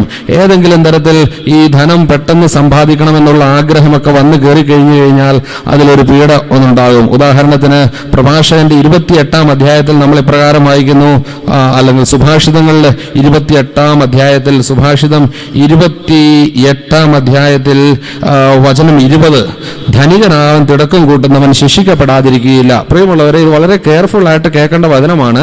ധനികനാകാൻ തിടുക്കം കൂട്ടുന്നവൻ ശിക്ഷിക്കപ്പെടാതിരിക്കുകയില്ല. അതായത് ഈ ധനികനാകാൻ തിടുക്കം കൂട്ടുക, അതായത് പെട്ടെന്ന് തന്നെ ഇച്ചിരി കൂടുതലായിട്ട് സമ്പാദിച്ചേക്കാം, എങ്ങനെയെങ്കിലും സമ്പാദിച്ചേക്കാം എന്ന്. കാരണം നമുക്ക് വളരെ കെയർഫുൾ ആയിരിക്കുന്നതിന് കാരണം എന്താണെന്ന് വെച്ചാൽ നമ്മളെല്ലാം എന്തെങ്കിലും സമ്പാദിക്കുന്നതിന് വേണ്ടിയാണ് ഇത്രയിടം എത്തിയിരിക്കുന്നത്, അല്ലെങ്കിൽ ദേശം വിട്ട് നാട് വിട്ട് ഇവിടം വരെ എത്തിയിരിക്കുന്നതാണല്ലോ. അതുകൊണ്ട് തന്നെ ഈ കാര്യത്തിൽ നമുക്ക് വളരെ കെയർഫുൾ ആയിരിക്കണം. സമ്പാദിക്കാം, പക്ഷേ പെട്ടെന്ന് തന്നെ കൂടുതൽ സമ്പാദിക്കാമെന്നുള്ള മോഹം കയറി വരരുത്. മറ്റുള്ളവരെ നോക്കി അവൻ ഈ വണ്ടി മേടിച്ചിട്ടുണ്ട്, അല്ലെങ്കിൽ വീട്ടിൽ 2 വർഷമായിട്ട് ഇവിടെ ജോലി ചെയ്ത നാട്ടിൽ വന്ന ഒരു വീട് പണിതിട്ടുണ്ട്, എനിക്ക് ചെയ്യാൻ പറ്റിയിട്ടില്ല. കമ്പയർ ചെയ്യരുത്. ദൈവത്തെ നോക്കിക്കൊണ്ട് വേണം കാര്യങ്ങൾ ചെയ്യാൻ. അല്ലെങ്കിൽ അറിയാതെ കടന്നു വരുന്ന ജീവിതത്തെ തകിടം മറിക്കാൻ സാധിക്കുന്ന, ആധ്യാത്മിക ജീവിതത്തെ നശിപ്പിച്ചു കളയുന്ന, ആത്മാവിനെ നേരെ കയറി ആക്രമിക്കുന്ന ഒരു പൈശാചിക പീഡയെ ആയിരിക്കും നമ്മൾ ഉള്ളിൽ താലോലിക്കുക. അതാണ് ദ സ്പിരിറ്റ് ഓഫ് ഗ്രീഡ്. ആധ്യാത്മിക ജീവിതത്തെ നശിപ്പിച്ചു കളയും. അതുകൊണ്ടാണ് വചനം പറയുക, ഇതുമൂലം പലരും ഒട്ടേറെ വ്യഥകളാൽ തങ്ങളെ തന്നെ മുറിപ്പെടുത്തി വിശ്വാസത്തിന്റെ മാർഗത്തിൽ നിന്ന് ദൂരെ പോയി. ധനമോഹമാണ് എല്ലാ തിന്മകളുടെയും കാരണം എന്ന് കർത്താവിന്റെ വചനം വീണ്ടും പറയുന്നു. അതുകൊണ്ടാണ് പറയുന്നത്, പെട്ടെന്ന് ധനികനാകാൻ തിടുക്കം കൂട്ടുന്നവൻ ശിക്ഷിക്കപ്പെടാതിരിക്കുകയില്ല. സുഭാഷിതം 23:4, സമ്പത്ത് നേടാൻ അമിതാധ്വാനം ചെയ്യരുത്. സുഭാഷിതം 23:4, സമ്പത്ത് നേടാൻ അമിതാധ്വാനം ചെയ്യരുത്. അതിൽ നിന്ന് ഒഴിഞ്ഞു നിൽക്കാൻ വേണ്ട വിവേകം കാണിക്കുക. ഒഴിഞ്ഞു നിൽക്കാൻ വേണ്ട വിവേകം കാണിക്കുക. ഒഴിഞ്ഞു നിൽക്കാൻ വേണ്ട വിവേകം കാണിക്കുക. അതായത് അധ്വാനിക്കണം, അമിതാധ്വാനം പാടില്ല എന്നാണ് വചനം പറയുക. അതായത് പ്രാർത്ഥനയും എല്ലാം ഒഴിവാക്കി നമുക്കൊരു എക്സ്ട്രാ ഡ്യൂട്ടി കൂടിയും അതിനെയൊക്കെ നമുക്ക് കെയർഫുൾ ആയിരിക്കണം. ചെയ്യാൻ സാധ്യതകൾ ഇങ്ങനെ പിശാച് കൊണ്ടുതരും. നിനക്ക് വേണമെങ്കിൽ ഇത്രയും അധ്വാനിച്ചോ, രാത്രി മുഴുവൻ അധ്വാനിച്ചോ, പകലും അധ്വാനിച്ചോ, അല്ലെങ്കിൽ ഒരു 3-4 സ്ഥലത്ത് ഒന്നിച്ചു പോയി അധ്വാനിക്കാം, പല സ്ഥലങ്ങളിലായിട്ട് അധ്വാനിക്കാം. പക്ഷെ അതുമൂലം നഷ്ടപ്പെടുന്ന എന്തായിരിക്കും? ആധ്യാത്മിക ജീവിതമായിരിക്കാം. കുഞ്ഞുങ്ങളുടെ വളർച്ച, വിശുദ്ധിയിലുള്ള വളർച്ചയായിരിക്കും തടസ്സപ്പെടുക. അതിൽ നിന്ന് ഒഴിഞ്ഞിരിക്കാൻ വേണ്ട വിവേകം കാണിക്കുക. ഈ വിവേകമാണ് ഒരു ആധ്യാത്മിക ജ്ഞാനമാണ്. അതായത് കൂടുതൽ പൈസ നമുക്ക് ആവശ്യമില്ല, അത്യാവശ്യമുള്ളതൊക്കെ മതി. അല്ലെങ്കിൽ ആളുകൾ നമ്മളിൽ നിന്ന് പ്രതീക്ഷിക്കും ഇത്ര വേണം, അവിടെയല്ലേ ജോലി ചെയ്യുന്നേ. അതിനെതിരായിട്ട് നിൽക്കാനുള്ള ഒരു ധൈര്യം, ആധ്യാത്മിക ധൈര്യം വേണം. ഹല്ലേലൂയ പറഞ്ഞേ, ഹല്ലേലൂയ, ഹല്ലേലൂയ. പ്രിയമുള്ളവരെ, ഞങ്ങൾ ജോലി ചെയ്യുന്ന സ്ഥലത്ത് ഒന്നുമില്ലാത്തപ്പോഴും ഏറെ സന്തോഷത്തോടുകൂടി ജീവിക്കുന്ന ആധ്യാത്മിക സന്തോഷം ഈ ജനങ്ങളിൽ നമുക്ക് കാണാൻ പറ്റും. ഞങ്ങൾക്ക് ആയിരങ്ങൾ അവിടെ വരുന്നവരിൽ സാമ്പത്തിക പ്രതിസന്ധികളുടെ കൂടാണ്. 2 ഡ്രസ്സിൽ കൂടുതലൊന്നും ഇല്ലാത്ത യുവജനങ്ങളാണ് എൻ്റെ കൂടെ ഉള്ളവരൊക്കെ. ഒരു ദിവസം ഒന്ന് മാറിക്കഴിഞ്ഞാൽ അന്നേരം തന്നെ രാത്രി തന്നെ പോയി അലക്കും. കാരണം അതേ ഉള്ളൂ. പിന്നെ നമ്മൾ എന്തെങ്കിലും മേടിച്ചു കൊടുക്കണം. 3-ാമത് ഒരെണ്ണമൊക്കെ നമ്മൾ മേടിച്ചു കൊടുത്തിട്ടുള്ളതേ ഉള്ളൂ. അത്രയുമുള്ള 10,000-കണക്കിന് ആളുകൾ, അവരുടെ ഇടയിൽ നമ്മളിങ്ങനെ 50, 60, 70 ഡ്രസ്സൊക്കെ വീട്ടിൽ മേടിച്ചു കൊടുക്കുന്നുണ്ടെങ്കിൽ, അല്ലെങ്കിൽ 20 ചെരുപ്പും 25 ചെരുപ്പും ഒക്കെ വീട്ടിൽ മേടിച്ചു വെച്ചിട്ടുണ്ടെങ്കിൽ ഭയത്തോടും വിറയലോടും കൂടി തിരുമുമ്പിൽ പശ്ചാത്തപിച്ചുകൊള്ളുക. ആവശ്യമില്ലാത്ത ഈ സംഗതികളെല്ലാം നാളെ നമ്മളുടെ കുഞ്ഞുങ്ങൾ കണ്ടു വളർന്നിട്ട് അവർ ദൈവിക കൃപയിലായിരിക്കില്ല വളരുക. കാരണം ഈ ധനമോഹമാണ് എല്ലാ തിന്മകളുടെയും അടിസ്ഥാനം. അതുകൊണ്ട് വചനം പറയുന്നു ഇക്കാര്യത്തിൽ വളരെ ശ്രദ്ധ ഉണ്ടാകണം എന്നുള്ളതാണ് വചനം പറയുന്നത്. ഹല്ലേലൂയ പറഞ്ഞേ, ഹല്ലേലൂയ, ഹല്ലേലൂയ. ധനത്തെ ആശ്രയിക്കുന്നവൻ കൊഴിഞ്ഞു വീഴും എന്ന് സുഭാഷിതം 11:28 11-ാം അധ്യായം 28. ധനത്തെ ആശ്രയിക്കുന്നവൻ കൊഴിഞ്ഞു വീഴും എന്ന് വചനം പറയുന്നുണ്ട്. അപ്പോൾ ധനത്തിലുള്ള ആശ്രയം വരരുത്. അതുപോലെ തെറ്റായ രീതിയിലുള്ള ധനം സമ്പാദിക്കരുത്. ആവശ്യമില്ലാതെ ധനം സമ്പാദിച്ചു വെക്കുന്നത് കർത്താവിൻ്റെ വഴിയിലൂടെ അല്ലാതെ ധനം സമ്പാദിക്കരുത്. പ്രത്യേകിച്ച് പാപകരമായ വഴിയിലൂടെ എന്തെങ്കിലും ധനം സമ്പാദിച്ചിട്ടുണ്ടെങ്കിൽ, കഴിഞ്ഞ നാളുകളിൽ അങ്ങനെ എന്തെങ്കിലും വന്നു പോയിട്ടുണ്ടെങ്കിൽ, കുടുംബത്തിൽ വന്നിട്ടുണ്ടെങ്കിൽ പ്രായശ്ചിത്തം ചെയ്യാതെ ഈ ധനത്തിൻ്റെ മേലുള്ള ദുഃഖം മാറില്ല. വചനം എപ്പോഴും പറയുന്ന ഒരു കാര്യമാണ്, കർത്താവ് ഈ ധനത്തിൽ ദുഃഖം കലർത്തുന്നില്ല. ഉദാഹരണത്തിന് സുഭാഷിതം 10:22 സുഭാഷിതം 10:22 സുഭാഷിതം 10-ാം അധ്യായം 22-ാം വാക്യത്തിൽ നമ്മൾ പ്രകാരം വായിക്കുന്നു: കർത്താവിന്റെ അനുഗ്രഹം സമ്പത്ത് തരുന്നു, അതിലവിടുന്ന് ദുഃഖം കലർത്തുന്നില്ല. കർത്താവിന്റെ അനുഗ്രഹം സമ്പത്ത് തരുന്നു, അതിലവിടുന്ന് ദുഃഖം കലർത്തുന്നില്ല. പ്രിയപ്പെട്ടവരെ, ദുഃഖം കലരാത്ത സമ്പത്താണ് കർത്താവ് തരിക. പക്ഷേ നമ്മൾ സമ്പത്തിന് 1-ാം സ്ഥാനം കൊടുക്കുകയും അതിന് കൂടുതൽ പ്രാധാന്യം കൊടുക്കുകയും കർത്താവിനേക്കാൾ ഉപരിയായി സമ്പത്തിൽ ഒരു സന്തോഷം നമുക്ക് നേടുകയും, അല്ലെങ്കിൽ ബാങ്ക് ബാലൻസ് ഇത്രയും സംഗതി ഉണ്ട് എന്നതിനെക്കുറിച്ച് ഒരു സന്തോഷം ഇങ്ങനെ വന്നുകൊണ്ടിരിക്കുകയും ചെയ്യുകയാണ് എങ്കിൽ അത് ഒരു പീഡയായിട്ട് ഭവിക്കാം. അതുകൊണ്ടാണ് വളരെ കെയർഫുൾ ആയിരിക്കണം. ഈ ഏരിയയെക്കുറിച്ച് നമുക്ക് കൂടുതലായിട്ടുള്ള ജ്ഞാനം ഉണ്ടാകണം എന്ന് വചനം പഠിപ്പിക്കുന്നു. കർത്താവിന്റെ അനുഗ്രഹം സമ്പത്ത് തുറന്നു, അതിലവിടുന്ന് ദുഃഖം കലർത്തുന്നില്ല. ഹല്ലേലൂയ പറഞ്ഞേ, ഹല്ലേലൂയ, ഹല്ലേലൂയ, ഹല്ലേലൂയ. നീതിരഹിതമായ ഏതെങ്കിലും നേട്ടം വന്നിട്ടുണ്ടെങ്കിൽ, പാപകരമായ എന്തെങ്കിലും സമ്പത്ത് വന്നിട്ടുണ്ടെങ്കിൽ അത് കുടുംബത്തെ കഷ്ടതയിലാത്തും എന്ന് വചനം പറയുന്നു. പാപകരമായ ഒരു സമ്പത്തിന്റെ സ്വാധീനം കുടുംബത്തിൽ ഏതെങ്കിലും തരത്തിൽ മദ്യത്തിന്റെ പൈസയോ അല്ലെങ്കിൽ മദ്യം വിറ്റതുമായി ബന്ധപ്പെട്ട പൈസകൾ എന്തെങ്കിലും വന്നിട്ടുണ്ടെങ്കിൽ അതിന് വേണ്ട വിധം പശ്ചാത്തപിച്ച് പ്രായശ്ചിത്തം ചെയ്തില്ലെങ്കിൽ കുടുംബത്തിലെ പൈസയിൽ ദുഃഖം കലർന്നു കിടന്നിരിക്കും. പൈസയുമായി ബന്ധപ്പെട്ട എന്നും അസ്വസ്ഥതയായിരിക്കും. ആരെങ്കിലും കൂടുതൽ ഡിമാൻഡ് ചെയ്യുക, നീ എനിക്ക് തന്നില്ല എന്നും പറഞ്ഞ് ബഹളം വെക്കുക, വീട് ചെന്നപ്പോൾ ഇന്നത് കൊടുത്തില്ല എന്നും പറഞ്ഞ് നിരന്തര ബഹളം, ഇത് മാത്രമേ ഉണ്ടാകത്തുള്ളൂ. സമ്പത്തിൽ ദുഃഖം കലർന്നു കിടക്കും. സമ്പത്തുമായി ബന്ധപ്പെട്ട ഏരിയയിൽ വളരെ കെയർഫുൾ ആയിരുന്നില്ലെങ്കിൽ അതിനാണ് നമ്മൾ വേണ്ടതെന്ന് നന്ദി പറയുക. ആവശ്യമില്ലാതെ, അതായത് കർത്താവ് പറഞ്ഞു, എന്നോട് ചേർന്ന് സമ്പാദിക്കാത്തവൻ ചിതറിച്ചു കളയുന്നു. He who does not gather with me scatters. Matthew 12:30 നമ്മൾ കണ്ടത്. എന്നോട് ചേർന്ന് ശേഖരിക്കാത്തവൻ ചിതറിച്ചു. കർത്താവിനോട് ചേർന്ന് വേണം ശേഖരിക്കാൻ, ദൈവത്തോട് ചേർന്ന് വേണം ശേഖരിക്കാൻ. എന്തെങ്കിലും ശേഖരിക്കുന്നുണ്ടെങ്കിൽ കർത്താവിനോട് ചേർന്ന് വേണം ശേഖരിക്കാൻ. അതാണ് അതിന്റെ പ്രത്യേകത. അതായത് കർത്താവിന്റെ വഴിയിലൂടെ വേണം ശേഖരിക്കാൻ. അധാർമികമായ സമ്പത്ത് എന്നും കുടുംബത്തെ കണ്ണീരിലാഴ്ത്തും എന്നത് തീർച്ച. കുടുംബത്തെ കണ്ണീരിലാഴ്ത്തും എന്നത് തീർച്ച. ഏതെങ്കിലും മോഷ്ടിച്ചെടുത്തിട്ടുണ്ടോ, അല്ലെങ്കിൽ നുണ പറഞ്ഞ് വഞ്ചിച്ചെടുത്തിട്ടുണ്ടോ, അതെല്ലാം കുടുംബത്തെ കണ്ണീരിലാഴ്ത്തുന്ന സംഗതിയാണ്. ഹല്ലേലൂയ. ചെറിയ കാര്യം പോലും വിശ്വസ്തത വേണം. കൊച്ചു കാര്യങ്ങളിൽ, ഞാൻ പണ്ടൊന്നും ഇങ്ങനെയുള്ള വലിയ കാര്യങ്ങളിൽ മാത്രം ശ്രദ്ധിച്ചു, പക്ഷേ കൊച്ചു കാര്യങ്ങളിൽ അതിപ്പോൾ $1 $2 ആണെങ്കിലും പാപത്തിന്റെ പൈസ വന്നു കഴിഞ്ഞാൽ അതെന്നും കുടുംബത്തെ കണ്ണീരിലാഴ്ത്തുന്ന സംഗതി തന്നെയാണ്. കുടുംബത്തിലേക്ക് തകർച്ച കൊണ്ടുവരും. അത് വലുത് 1 കോടി അല്ലെങ്കിൽ ഒരു 2 കോടിയൊക്കെ അല്ലെങ്കിൽ 1 ലക്ഷമോ 2 ലക്ഷമോ ഒക്കെ മോഷ്ടിച്ചെടുക്കണം, തട്ടിച്ചെടുക്കണം എന്നൊന്നുമില്ല. അല്പമാണെങ്കിലും അത് പാപം. അതിലൂടെ പിശാചിന് അവസരം കിട്ടും. Do not give Satan a foothold എന്നാണ് പറയുന്നത്. Do not give Satan a foothold. Hallelujah പറഞ്ഞേ, ഹല്ലേലൂയ, ഹല്ലേലൂയ. ഇതിനെക്കുറിച്ചൊരു ജ്ഞാനം എനിക്ക് കിട്ടിയത് ഒരു 3-4 വർഷങ്ങൾക്ക് മുമ്പ്. ബൽദേവ് ഭായ് എന്ന് പറയുന്ന ഒരു വ്യക്തിയുണ്ട്. ബൽദേവ്, അവൻ ഉത്തരേന്ത്യയിൽ ഉത്തരാഞ്ചൽ എന്ന് പറയുന്ന സ്ഥലത്തെ പഴയ ഒരു വലിയ ക്രിമിനലാണ്. ദേവ എന്ന് പറഞ്ഞു കഴിഞ്ഞിട്ടുണ്ടെങ്കിൽ 50-ലധികം പേരെ കൊല ചെയ്തിട്ടുള്ള ഒരു വലിയ ടെററിസ്റ്റാണ്.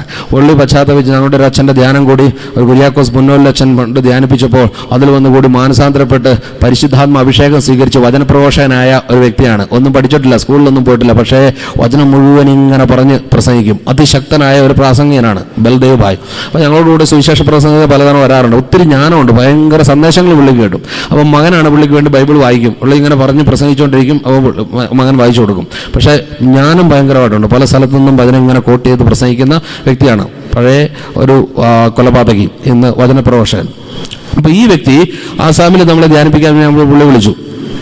അപ്പോൾ ഒരിക്കൽ പുള്ളി അവിടെ വന്ന് 2 വർഷം മുമ്പാണ്, 3 വർഷം മുമ്പത്തെ സമയത്ത് പുള്ളി അവിടെ വന്ന സമയത്ത് വില്ലേജിലൊരിടത്ത്, ടീ ഗാർഡനിലൊരിടത്ത് ഒരു സ്ത്രീ രോഗിയായിട്ട് കിടന്നപ്പോൾ നമുക്കൊരു മെസ്സേജ് വന്നു, അവിടെ ഒന്ന് ചെല്ലണം അർജൻറ്റായിട്ട്. അപ്പോൾ നമ്മുടെ ധ്യാനകേന്ദ്രത്തിൽ പലതവണ വരുന്ന സ്ത്രീയാണ്, അതുകൊണ്ടൊന്ന് പോയേക്കാമെന്ന് വിചാരിച്ചു. അപ്പോൾ ഞാൻ ഈ ബൽദേവിനെ കൂടെ കൂട്ടി, അന്ന് ബൽദേവ് കൂടെ ഉണ്ടായിരുന്നു. ബൽദേവ് മോനും എൻ്റെ കൂടെയുണ്ട്. ഞങ്ങൾ വണ്ടിക്ക് പോയി ഒരു സ്ഥലത്ത് വണ്ടി നിർത്തി, പിന്നെ ഇച്ചിരി നടന്ന് പോകണമായിരുന്നു. ടീ ഗാർഡൻ്റെ ഇടയ്ക്കടെ ഇങ്ങനെ നടന്ന് പോയിക്കൊണ്ടിരിക്കും ഈ വീട്ടിലേക്ക്. അങ്ങനെ പോകുന്ന സമയത്ത് ഒരു ചേച്ചി നമ്മളെ കണ്ടു, വേറൊരു ചേച്ചി. പറഞ്ഞു, ഫാദർജി ആ പിതർസെ ജാരേ മേരെ ഘർ മേ തോടാ സാ ആയിയെ എന്ന് പറഞ്ഞു. എൻ്റെ വീട്ടിൽ ഒന്ന് കയറിയിട്ട് പോകണം, അച്ഛൻ ഇതിലൂടെ പോകാണല്ലോ. അപ്പോൾ ഞങ്ങളൊന്ന് പെട്ടെന്ന് കയറി പ്രാർത്ഥിച്ചാക്കാൻ നേരത്തെ ഈ വീട്ടിൽ കയറി. അവർ പറഞ്ഞ് ഇരിക്കുകയൊന്നുമില്ല, ചായ ഒന്നും ഉണ്ടാക്കുവാൻ വേണ്ട, ഞങ്ങളൊന്ന് പ്രാർത്ഥിച്ചിട്ട് പോകുന്നു എന്നും പറഞ്ഞ് ഞങ്ങൾ പ്രാർത്ഥിച്ച് ചെയ്യുക. അപ്പോഴത്തേക്ക് ഞാൻ പ്രാർത്ഥന ഇടയ്ക്ക് മക്കളെല്ലാം കൂട്ടി വിളിച്ചു കൂട്ടി, പുറത്തങ്ങാണ്ടുണ്ടായിരുന്ന മക്കളെ വിളിച്ചു കൂട്ടി. ആ സമയം ഞങ്ങൾ പ്രാർത്ഥന ഈവനിങ് സമയമാണ്. ആ സമയത്ത് ഞങ്ങൾ പ്രാർത്ഥന നടത്തിക്കൊണ്ടിരിക്കുന്നതിൻ്റെ ഇടയ്ക്ക് കെട്ടിയോൻ ഒരു സഞ്ചിയൊക്കെ ആയിട്ട് കയറി വന്നു. ജോലി കഴിഞ്ഞ് കയറി വന്നു. അപ്പോൾ എന്തോ മാർക്കറ്റിംഗ് നടത്തിയിട്ടുണ്ട്, കയറി വന്നു. അതിങ്ങനെ സഞ്ചി അവിടെ വെച്ചു, പുള്ളി പ്രാർത്ഥനയ്ക്ക് കൂടിക്കൊണ്ടിരിക്കുക. അപ്പം ഞാനിങ്ങനെ പ്രാർത്ഥിച്ചൊരു ബ്ലെസ്സിങ് കൊടുക്കുന്ന സമയത്ത് ഈ ബൽദേവ് ഭായി, ബൽദേവ് അവിടെ ഇരിക്കുകയായിരുന്നു. ബൽദേവ് എന്നോട് പറഞ്ഞു, ഫാദർജി മേനെ ഏക് ആലു ദേഖാ എന്ന് പറഞ്ഞു. ഫാദർജി മേനെ ഏക് ആലു ദേഖാ. ആലു എന്ന് പറഞ്ഞു കഴിഞ്ഞാൽ പൊട്ടാറ്റോ, അറിയാമോ? പൊട്ടാറ്റോ. ഞാനൊരു ഉരുളക്കിഴങ്ങ കാണുന്നേ എന്നിങ്ങനെ പറയുകയാണ്. പൊട്ടാറ്റോ കാണുന്നത്. ഞാൻ പ്രാർത്ഥനയ്ക്ക് ബീച്ചുമേ തോ ആലു ദേഖ്താ ഹൈ എന്ന് പറഞ്ഞു. ഞാനിങ്ങനെ സന്ദേശം കണ്ട, ദർശനം കണ്ടാന്ന് പറയാം. ഞാൻ വിചാരിച്ചു പുള്ളിക്ക് ദർശനം ഇടയ്ക്ക് ഇങ്ങനെ കിട്ടിക്കൊണ്ടിരിക്കുന്ന, എൻ്റെ ഇടയ്ക്ക് ആലു കിട്ടേണ്ട കാര്യം എന്താണെന്ന് വിചാരിച്ചാൽ ഓക്കെ എന്ന് പറഞ്ഞാൽ ബ്ലെസ്സിങ് കൊടുത്ത് ഇറങ്ങുവാണ്. അപ്പോഴത്തേക്ക് ഈ കെട്ടിയവനെ നമ്മൾ കണ്ടല്ലോ. അപ്പം പുള്ളി പ്രാർത്ഥന തുടങ്ങിയിട്ടില്ലായിരുന്നു, അത് ഇടയ്ക്ക് വന്ന. അപ്പോൾ ഞാൻ പറഞ്ഞു, ഭായ് ആ പബിയായ അത് പറഞ്ഞ് ഞാൻ സംസാരിക്കുകയാണ്. എന്താ കൊണ്ടുവന്നിട്ടുണ്ടല്ലോ സഞ്ചിക്കകത്ത്, എന്തെങ്കിലും തിന്നാനുള്ള സാധനം വല്ലതും ആണോ എന്നൊക്കെ ചുമ്മാ പറഞ്ഞു. ഓ ആച്ചാ ക്യാ ബത്താവും, എല്ലാം മഹങ്കായിക്ക ജമാനായ എന്ന് പറഞ്ഞാൽ എല്ലാം ഭയങ്കര വില കൂടുതലാണ്, അതിന് ഇത്ര വില, ഇതിന് ഇത്ര വില. ആകെ ആലു ഈ അതായത് ഉരുളക്കിഴങ്ങ് കൊണ്ട് ഇച്ചിരി വില കുറഞ്ഞ് 7 രൂപ കിലോ, അതുകൊണ്ട് അത് 2 കിലോ മേടിച്ചാണ് ചാത് പറഞ്ഞു. അപ്പോൾ എനിക്ക് പെട്ടെന്ന് ഓർമ്മ, ഇവിടെ ആലു കണ്ടതാണല്ലോ പുള്ളി. അപ്പോഴത്തേക്ക് ഞാൻ ഈ പുള്ളി ഇങ്ങോട്ട് വരാൻ പറഞ്ഞു. എന്നിട്ട് അടുത്ത മുറിയിലോട്ട് വിളിച്ചോണ്ട് വന്നു. നോക്കിയേ, സച്ച് ബോൾന, സത്യം പറയണം, കുസ്തോ ഗുണ്ടകൾ പോവായ, നീ എന്തോ ഒരു കുഴപ്പം സൃഷ്ടിച്ചിട്ടാ വന്ന് ആലു മേടിച്ചുകൊണ്ട് വന്നപ്പോൾ എന്തോ കുഴപ്പമുണ്ട്, എന്നാ സത്യം പറയാൻ പറഞ്ഞു. അപ്പോഴത്തേക്കും പുള്ളി എന്നെ ഇങ്ങനെ നോക്കിയിട്ട് പറയുക, മാഫ് കരണ ഫാദർ, എന്നോട് ക്ഷമിക്കണോ വെച്ചാ, ഒരു തെറ്റിപ്പോയി പറഞ്ഞു. എന്നാന്ന് പറ, കർത്താവല്ലേ ക്ഷമിക്കുന്നത് പറയാൻ പറഞ്ഞു.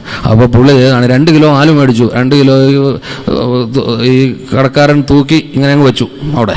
അപ്പോൾ ഈ പുള്ളി 10 രൂപയുടെ 2 നോട്ടം കൊടുത്തു, അതായത് 20 രൂപ കൊടുത്തു. 7 7 14, ബാക്കി 6 രൂപ കിട്ടണം. അപ്പോൾ ഈ 6 രൂപ മേടിക്കാൻ വേണ്ടി തിരികെ കൊടുക്കാൻ വേണ്ടി കടക്കാരൻ ഇങ്ങനെ നോക്കിക്കൊണ്ടിരിക്കുന്ന സമയത്ത് ഇവിടെ എന്താ നടക്കുന്നത് ചോദിച്ചു കഴിഞ്ഞാൽ ഇവനിങ്ങനെ നോക്കി, ഇവൻ്റെ ആലു ഈ 2 കിലോ ഇതിൻ്റെ അതിരിപ്പുണ്ട്, ബാക്കി കടക്കാരൻ്റെ ആലു അല്ല ഇങ്ങനെ കിടപ്പുണ്ട്. അപ്പോൾ ഇവൻ അങ്ങോട്ട് നോക്കി ഇങ്ങോട്ട് നോക്കി, ചെറിയൊരു ലാലച്ച്, ഒരു എന്താണ് ഒരു ഗ്രീഡ് അങ്ങ് കയറി വന്നു. ആരും നോക്കുന്നില്ലല്ലോ. അവൻ പെട്ടെന്ന് താഴേന്ന് വലിയൊരു ആലു എടുത്ത് അവൻ്റെ പേടിക്കകത്തോട്ട് എക്സ്ട്രാ ഇട്ടു. അപ്പോൾ ബാക്കി പൈസ 6 രൂപ കെട്ടി നന്ദി പറഞ്ഞ് ആ സാധനം എടുത്തുകൊണ്ട് സന്തോഷത്തോട് വന്ന് വീട്ടിൽ ഇങ്ങനെ വെച്ച് നമ്മളിവിടെ ഒരു ബ്ലെസ്സിങ് കൊടുക്കുന്ന സമയത്താണിത് ആലു എന്നും പറഞ്ഞ് വരുന്നത്. അന്ന് ഞാൻ വിചാരിച്ചത് എനിക്ക് വലിയൊരു പാഠമാണല്ലോ. ഏതായാലും അവൻ പശ്ചാത്തപിച്ചു, പശ്ചാത്തപിച്ചു. പക്ഷേ ഇതൊരു വലിയ പാഠമായത് നമുക്ക്. ആ ഒരു ചെറിയ സാധനത്തിലൂടെ evil spirit has got a foot stool. പിശാചിന് നിങ്ങൾ അവസരം കൊടുക്കരുത്. ഇംഗ്ലീഷിൽ എങ്ങനെയാണ്, do not give Satan a foothold, ഷൈത്താൻ കോ പൈർ റഖ്നേക്കാ ജഗനേതേന. അപ്പോൾ അവനൊരു ചെറിയൊരു സാധനം കിട്ടിക്കഴിഞ്ഞാൽ അത് മതി, അവിടെ കയറി നിന്നിട്ട് പിന്നെ ഈ ഒരു സംഗതി കൊണ്ട് തകർക്കാൻ നോക്കും. അതുകൊണ്ടാണ് ഇങ്ങനെയുള്ള കാര്യങ്ങളിൽ വളരെ കെയർഫുൾ ആയിരിക്കണം. അശുദ്ധമായ എന്തെങ്കിലും നമ്മൾ സമ്പാദിച്ചിട്ടുണ്ടോ, ഏതെങ്കിലും വിധേന വന്നിട്ടുണ്ടോ, കുടുംബത്തെ തകർക്കുന്നതിന് ശക്തിയുള്ള ഒരു സംഗതിയാണ് പശ്ചാത്തപിച്ച് കർത്താവിനെ ഏൽപ്പിച്ചില്ലെങ്കിൽ ഈ അക്കൗണ്ട് എല്ലാം തിരികെ കൊണ്ടുവരും, വിപത്തിയായിട്ട് തിരികെ വരാം. അതുകൊണ്ടാണ് ഈ രണ്ട് സ്പിരിറ്റിനെ കുറിച്ച് നമ്മൾ വളരെ കെയർഫുൾ ആയിരിക്കണം എന്ന് ഈ ഈശോ നമ്മളോട് ആവശ്യപ്പെടുന്നത്. എല്ലാവരും ഒന്ന് മുട്ടുകുത്താവോ? കുമ്പസാരത്തിന് പോയിക്കൊണ്ടിരിക്കുന്നവരെല്ലാം ഒരു പാപം പോലും മറഞ്ഞു വയ്ക്കാതെ, ഒരു പാപം പോലും മറഞ്ഞിരിക്കാതെ എല്ലാത്തിനെയും കർത്താവിന് കൊടുക്കാനുള്ള ജ്ഞാനത്തോടുകൂടി വേണം പോകാൻ. ഹല്ലേലൂയ. പ്രത്യേകിച്ച് നാവിനെ നിയന്ത്രിക്കാത്ത അവസ്ഥയെക്കുറിച്ചൊക്കെ വേണ്ട വിധം പശ്ചാത്തപിച്ചിട്ട് വേണം പോകാൻ. അഹങ്കാരത്തിൻ്റെ ശബ്ദമോ അല്ലെങ്കിൽ ഈ അങ്ങനെയുള്ള വാക്കുകളൊക്കെ വന്നിട്ടുണ്ടെങ്കിൽ, അഹങ്കാരമായ വാക്കുകൾ ഒക്കെ നമ്മളെ തകർത്ത് കളയുന്ന സംഗതിയാണ്. ഉദാഹരണത്തിന് സുഭാഷിതം 13:3 വാക്കുകളിൽ നിയന്ത്രണം പാലിക്കുന്നവൻ ജീവൻ സുരക്ഷിതമാക്കുന്നു, അധരങ്ങളെ നിയന്ത്രിക്കാത്തവൻ നാശമടയും, അധരങ്ങളെ നിയന്ത്രിക്കാത്തവൻ നാശമടയും എന്ന് വചനം പറയുന്നു. സുഭാഷിതം 21:23 സ്വന്തം അധരങ്ങളെയും നാവിനെയും നിയന്ത്രിക്കുന്നവൻ ഉപദ്രവങ്ങളിൽ നിന്ന് രക്ഷപ്പെടും എന്ന് വചനം പറയുന്നു. ആകയാൽ പ്രിയമുള്ളവരെ, നാവിനെ നിയന്ത്രിക്കാത്ത അവസ്ഥ, അതുപോലെ അസൂയയുടെ വാക്ക്, നിരാശയുടെ വാക്ക്, ദേഷ്യത്തിൻ്റെ വാക്ക്, അതുപോലെ മറ്റുള്ളവരെ പുച്ഛിക്കുന്ന തരത്തിലുള്ള സംസാരം, അഹങ്കാരത്തിൽ നിന്ന് വരുന്നതാണ് പുച്ഛം. എല്ലാ തരത്തിലും പുച്ഛം. എത്ര ചെയ്ത് കഴിഞ്ഞാലും ഒരു സന്തോഷമില്ലാത്ത അവസ്ഥ. ജീവിത പങ്കാളി എന്തോരം അധ്വാനിക്കുന്ന, നന്മയുടെ ഒരു വാക്ക് പറയാൽ എപ്പോഴും കുറ്റം മാത്രം കണ്ടുപിടിക്കുന്ന സ്വഭാവം. ഇതെല്ലാം കുടുംബത്തെ അല്ലെങ്കിൽ ജീവിതത്തെ, നിങ്ങളുടെ വ്യക്തിപരമായ ജീവിതത്തെ ഈ ഡെഡ് സീ എക്സ്പീരിയൻസിലേക്ക് മാറ്റുന്ന, ജോർദാൻ നദി അനുഗ്രഹമായി ഇങ്ങനെ ഒഴുകി വരുന്നുണ്ട്. എന്നും കർത്താവിൻ്റെ വിശുദ്ധ കുർബാന സ്വീകരിക്കുകയും ശരീരം സ്വീകരിക്കുകയും രക്തം സ്വീകരിക്കുകയും ചെയ്യുന്നവരും വചനം കേൾക്കുന്നവരും ഒക്കെ ആയിട്ടും ഇത് നമ്മളിലേക്ക് കടന്നു വന്ന് കഴിയുമ്പോഴത്തേക്കും ഡെഡ് സീ ആയിട്ട് മാറുന്നു. അതായത് ആ ഡെഡ് സീ എന്ന് പറഞ്ഞ ആ സ്ഥലത്തെത്തുന്നതിന് തൊട്ട് മുമ്പ് വരെ ആ വെള്ളം പ്യുവർ വാട്ടറാണ്, ഓൾസോ ഹോളി വാട്ടർ, ജോർദാൻ നദിയിലെ വെള്ളമാണ്. പക്ഷേ അത് ആ സ്ഥലത്തേക്ക് അങ്ങ് ചെന്ന് വീണ് കഴിയുമ്പോൾ അത് ഡെഡ് സീ ആയിട്ട് മാറി എന്ന് പറഞ്ഞ പോലെ പലരിലേക്കും ദൈവാനുഗ്രഹങ്ങൾ ഇങ്ങനെ വരുന്നുണ്ട്. പക്ഷേ ആ ഹൃദയത്തിൽ മലിനത കിടക്കുന്നത് കൊണ്ട്, ഹൃദയത്തിൽ ഈ പ്രസൻസ് ഓഫ് ഈവിൾ ഉള്ളത് കൊണ്ട് അതിലേക്ക് വന്നു ചേടുന്ന എല്ലാം ഡെഡ് സീ ആയിട്ട് മാറുക, ഒന്നും അനുഗ്രഹമാകുന്നില്ല. അതുകൊണ്ട് പ്രിയമുള്ളവരെ, കർത്താവിനെ ശപിച്ചിരിക്കാതെ അല്ലെങ്കിൽ കുറ്റപ്പെടുത്തിയിരിക്കാതെ, മറ്റുള്ളവരെ കുറ്റപ്പെടുത്താതെ, നമ്മൾ ആരെയും വിധിക്കാതെ നമുക്ക് തന്നെ പശ്ചാത്തപിക്കാം. എൻ്റെ ദൈവമേ, എൻ്റെ ഹൃദയത്തിൽ അശുദ്ധിയുടേതായ എന്തെങ്കിലും മാലിന്യങ്ങൾ ഇപ്പോഴും കിടപ്പുണ്ട്, വേണ്ട വിധം പശ്ചാത്തപിക്കാത്തതായി കിടപ്പുണ്ടെങ്കിൽ അതിനെക്കുറിച്ച് വേണ്ട വിധം പശ്ചാത്തപിക്കാനുള്ള ജ്ഞാനം എനിക്ക് തരണമേ എന്ന് പറഞ്ഞ് പ്രാർത്ഥിക്കാം. കണ്ണുകൾ അടച്ച് പ്രാർത്ഥിക്കുന്നു, കരങ്ങൾ നെഞ്ചോട് ചേർത്ത് വെച്ച് പ്രാർത്ഥിക്കുന്നു. കണ്ണുകൾ അടച്ച് പ്രാർത്ഥിക്കുന്നു, കരങ്ങൾ നെഞ്ചോട് ചേർത്ത് വെച്ച് പ്രാർത്ഥിക്കുന്നു. എല്ലാ തരത്തിലുള്ള കാപട്യവും മാലിന്യവും എന്നിൽ നിന്ന് മാറ്റപ്പെടട്ടെ. കർത്താവിൻ്റെ പരിശുദ്ധ നാമത്തിന് നമ്മളിൽ മഹത്വമുണ്ടാകട്ടെ. ഈശോയുടേതല്ലാത്തതെല്ലാം നമ്മളിൽ നിന്ന് മാറി നിൽക്കട്ടെ. ദൈവിക കൃപാവരങ്ങൾ സ്വീകരിക്കുന്നതിന് തടസ്സമായി എന്നിലുള്ളതെല്ലാം എടുത്തു മാറ്റപ്പെടട്ടെ. ഈശോയിൽ നിന്നല്ലാത്തതെല്ലാം മാറി നിൽക്കട്ടെ. വചനം ജോബ് 11:13 മുതലുള്ള വചനങ്ങൾ. ഹൃദയത്തെ ദൈവത്തിൽ ഉറപ്പിച്ച് കൈകൾ ഉയർത്തി പ്രാർത്ഥിച്ചിരുന്നെങ്കിൽ, നമുക്ക് കരങ്ങൾ ഉയർത്തി പ്രാർത്ഥിക്കാം. കരങ്ങൾ ഉയർത്തി കർത്താവിലേക്ക് ഉയർത്തി, ഹൃദയത്തെ ദൈവത്തിൽ ഉറപ്പിച്ച് കൈകൾ ഉയർത്തി പ്രാർത്ഥിച്ചിരുന്നെങ്കിൽ, നിന്റെ കൈകൾ അകൃത്യം ചെയ്യുന്നതെങ്കിൽ അത് നീക്കിക്കളയുക. നിന്റെ കൂടാരത്തിൽ ദുഷ്ടത കുടിപാർക്കാതിരിക്കട്ടെ. നിന്റെ ഹൃദയത്തിൽ ദുഷ്ടത കുടിപാർക്കാതിരിക്കട്ടെ. Let not sin dwell in your tent. Let not sin and wickedness dwell in your heart. അതാണ് വചനം പറയുന്നത്. പാപം ഒന്നും ഉള്ളിൽ നിലനിൽക്കാതിരിക്കട്ടെ. അപ്പോൾ നിശ്ചയമായും കളങ്കരഹിതനായി നീ മുഖമുയർത്തും. അപ്പോൾ നീ സുരക്ഷിതനും നിർഭയനുമായിരിക്കും. നിന്റെ ദുരിതങ്ങൾ നീ വിസ്മരിക്കും. നിന്റെ ജീവിതം മധ്യാഹ്നത്തേക്കാൾ പ്രകാശമേറിയതായിരിക്കും. നീ സംരക്ഷിക്കപ്പെടുകയും സുരക്ഷിതനായി വിശ്രമിക്കുകയും ചെയ്യും. വിശ്രമിക്കുന്നതിനെ ആരും ഭയപ്പെടുത്തില്ല. ഇത്രയും അനുഗ്രഹങ്ങൾ നമ്മളെ തേടിയെത്താനിരിക്കുന്നു. നിന്റെ നീതി നിനക്ക് മുൻപേ വിടുക. അപ്പോൾ കർത്താവിൻ്റെ മഹത്വം നിന്റെ പിൻപേ വന്നുകൊണ്ടേയിരിക്കും എന്ന് വചനം ഓർക്കുക. ഒന്നാമതായി ദൈവരാജ്യവും നീതിയും അന്വേഷിക്കുക, ബാക്കിയെല്ലാം കൂട്ടിച്ചേർത്ത് പുറപ്പെടും. ഈ കൊച്ചു ജീവിതത്തിൽ കർത്താവിനെ മഹത്വപ്പെടുത്തുക എന്നുള്ളതിൽ കൂടുതൽ മറ്റൊന്നും നമുക്ക് ചെയ്യാനില്ല. സംഭവിക്കുന്നതിലെല്ലാം കർത്താവിൻ്റെ മഹത്വം നമുക്ക് ദർശിക്കണമെങ്കിൽ എല്ലാ കാര്യങ്ങളിലും കർത്താവിന് ഉടമസ്ഥാവകാശം ഏറ്റുപറഞ്ഞുകൊണ്ടേയിരിക്കുക. ദാനമായി ലഭിക്കാത്തതായി നിന്റെ പക്കൽ ഒന്നുമില്ല, എന്നിരിക്കെ ദാനമായി ലഭിച്ചതല്ല എന്ന മട്ടിൽ നീ എന്തിന് പ്രവർത്തിക്കുന്നു, നീ എന്തിന് അഹങ്കരിക്കുന്നു, നീ എന്തിന് സംസാരിക്കുന്നു? എല്ലാം ദാനമാണ്, ഒന്നും എൻ്റേതല്ല. അതുകൊണ്ടാണ് കരങ്ങൾ ഉയർത്തുമ്പോൾ നമ്മൾ സ്വീകരിക്കുന്ന ഇതാണ്, ദാനമായി ലഭിച്ചത് മാത്രമേ എൻ്റെ കയ്യിലുള്ളൂ. നഗ്നനായി വെറും കൈയോടെ ഈ ലോകത്തിലേക്ക് വന്നവനാണ്. ഇതുപോലെ തന്നെ വെറും കൈയോടെ ഈ ലോകത്തിൽ നിന്ന് ഞാൻ മടങ്ങേണ്ടവരുമാണ്. ഒന്നും എനിക്ക് കൊണ്ടുപോകാൻ പറ്റത്തില്ല. ആകയാൽ കർത്താവേ, നിനക്ക് സ്തോത്രം ചെയ്യുന്നു, നിനക്ക് മഹത്വം നൽകുന്നു. അധികാരം നിന്റേതാണ്, ഉടമസ്ഥാവകാശം നിന്റേതാണെന്ന് ഏറ്റുപറയുന്നു. എല്ലാ തരത്തിലുള്ള അഹങ്കാരത്തിൻ്റെ, സ്വാർത്ഥതയുടെ, വ്യർത്ഥാഭിമാനത്തിൻ്റെ, അതുപോലെ താൻ പോരുമയുടെ ഞാനെന്ന ഭാവത്തിൻ്റെ, ഒപ്പം എല്ലാ തരത്തിലുള്ള ദ്രവ്യാസക്തിയുടെ, ദ്രവ്യാഗ്രഹത്തിൻ്റെ ദുഷിച്ച സ്വാധീനങ്ങൾ ഈ സമയം നമ്മളെ വിട്ടുപോകട്ടെ. സ്തുതിക്കട്ടെ. എല്ലാവരും സ്തുതിച്ച് പ്രാർത്ഥിക്കുന്നു. Hallelujah, hallelujah, hallelujah. സ്തുതിച്ച് പ്രാർത്ഥിക്കട്ടെ, സ്തുതിച്ച് പ്രാർത്ഥിക്കട്ടെ. Hallelujah, hallelujah. ഈശോയുടെ പരിശുദ്ധ നാമത്തിൽ ആശീർവദിച്ച് പ്രാർത്ഥിക്കുന്നു. എല്ലാവരും ഉയർന്ന് സ്തുതിക്കട്ടെ, സ്വരമേർത്തി സ്തുതിക്കട്ടെ, സ്വരമേർത്തി സ്തുതിക്കട്ടെ, സ്വരമേർത്തി സ്തുതിക്കട്ടെ, സ്വരമേർത്തി സ്തുതിക്കട്ടെ. അല്പം കൂടി സ്വരമേർക്കട്ടെ, സ്വരമേർത്തുക. എല്ലാവരും സ്തുതിക്കട്ടെ. Hallelujah, hallelujah, hallelujah. എല്ലാവരും സ്തുതിക്കട്ടെ. ഈശോയുടെ പരിശുദ്ധ നാമത്തിൽ ആശീർവദിച്ച് പ്രാർത്ഥിക്കുന്നു. ഈശോയുടെ പരിശുദ്ധ നാമത്തിൽ ആശീർവദിച്ച് പ്രാർത്ഥിക്കുന്നു. ദൈവികമല്ലാത്തതെല്ലാം, ഞാനെന്ന ഭാവം, അഹങ്കാരം വേണ്ടതിനെ പശ്ചാത്തലിക്കാനുള്ള കൃപ ലഭിക്കട്ടെ. ഈശോയുടെ പരിശുദ്ധ നാമത്തിൽ പ്രാർത്ഥിക്കുന്നു. സമ്പത്തിന്റെ മേഖലയിൽ കർത്താവിന് അധികാരം ദാനമായി ലഭിച്ചു, ദാനമായി കൊടുക്കണം. ഉദാര മനസ്സുണ്ടാകട്ടെ, ഉദാര മനസ്സുണ്ടാകട്ടെ. ദൈവിക കാര്യങ്ങളെ സഹായിക്കാൻ തക്കവിധം ജ്ഞാനം, പ്രശംസം കൊടുക്കാനുള്ള ജ്ഞാനം, സമ്പത്തിൽ കുടുങ്ങാതിരിക്കാനുള്ള ജ്ഞാനം ഈശോയുടെ നാമത്തിൽ തേടി പ്രാർത്ഥിക്കുന്നു.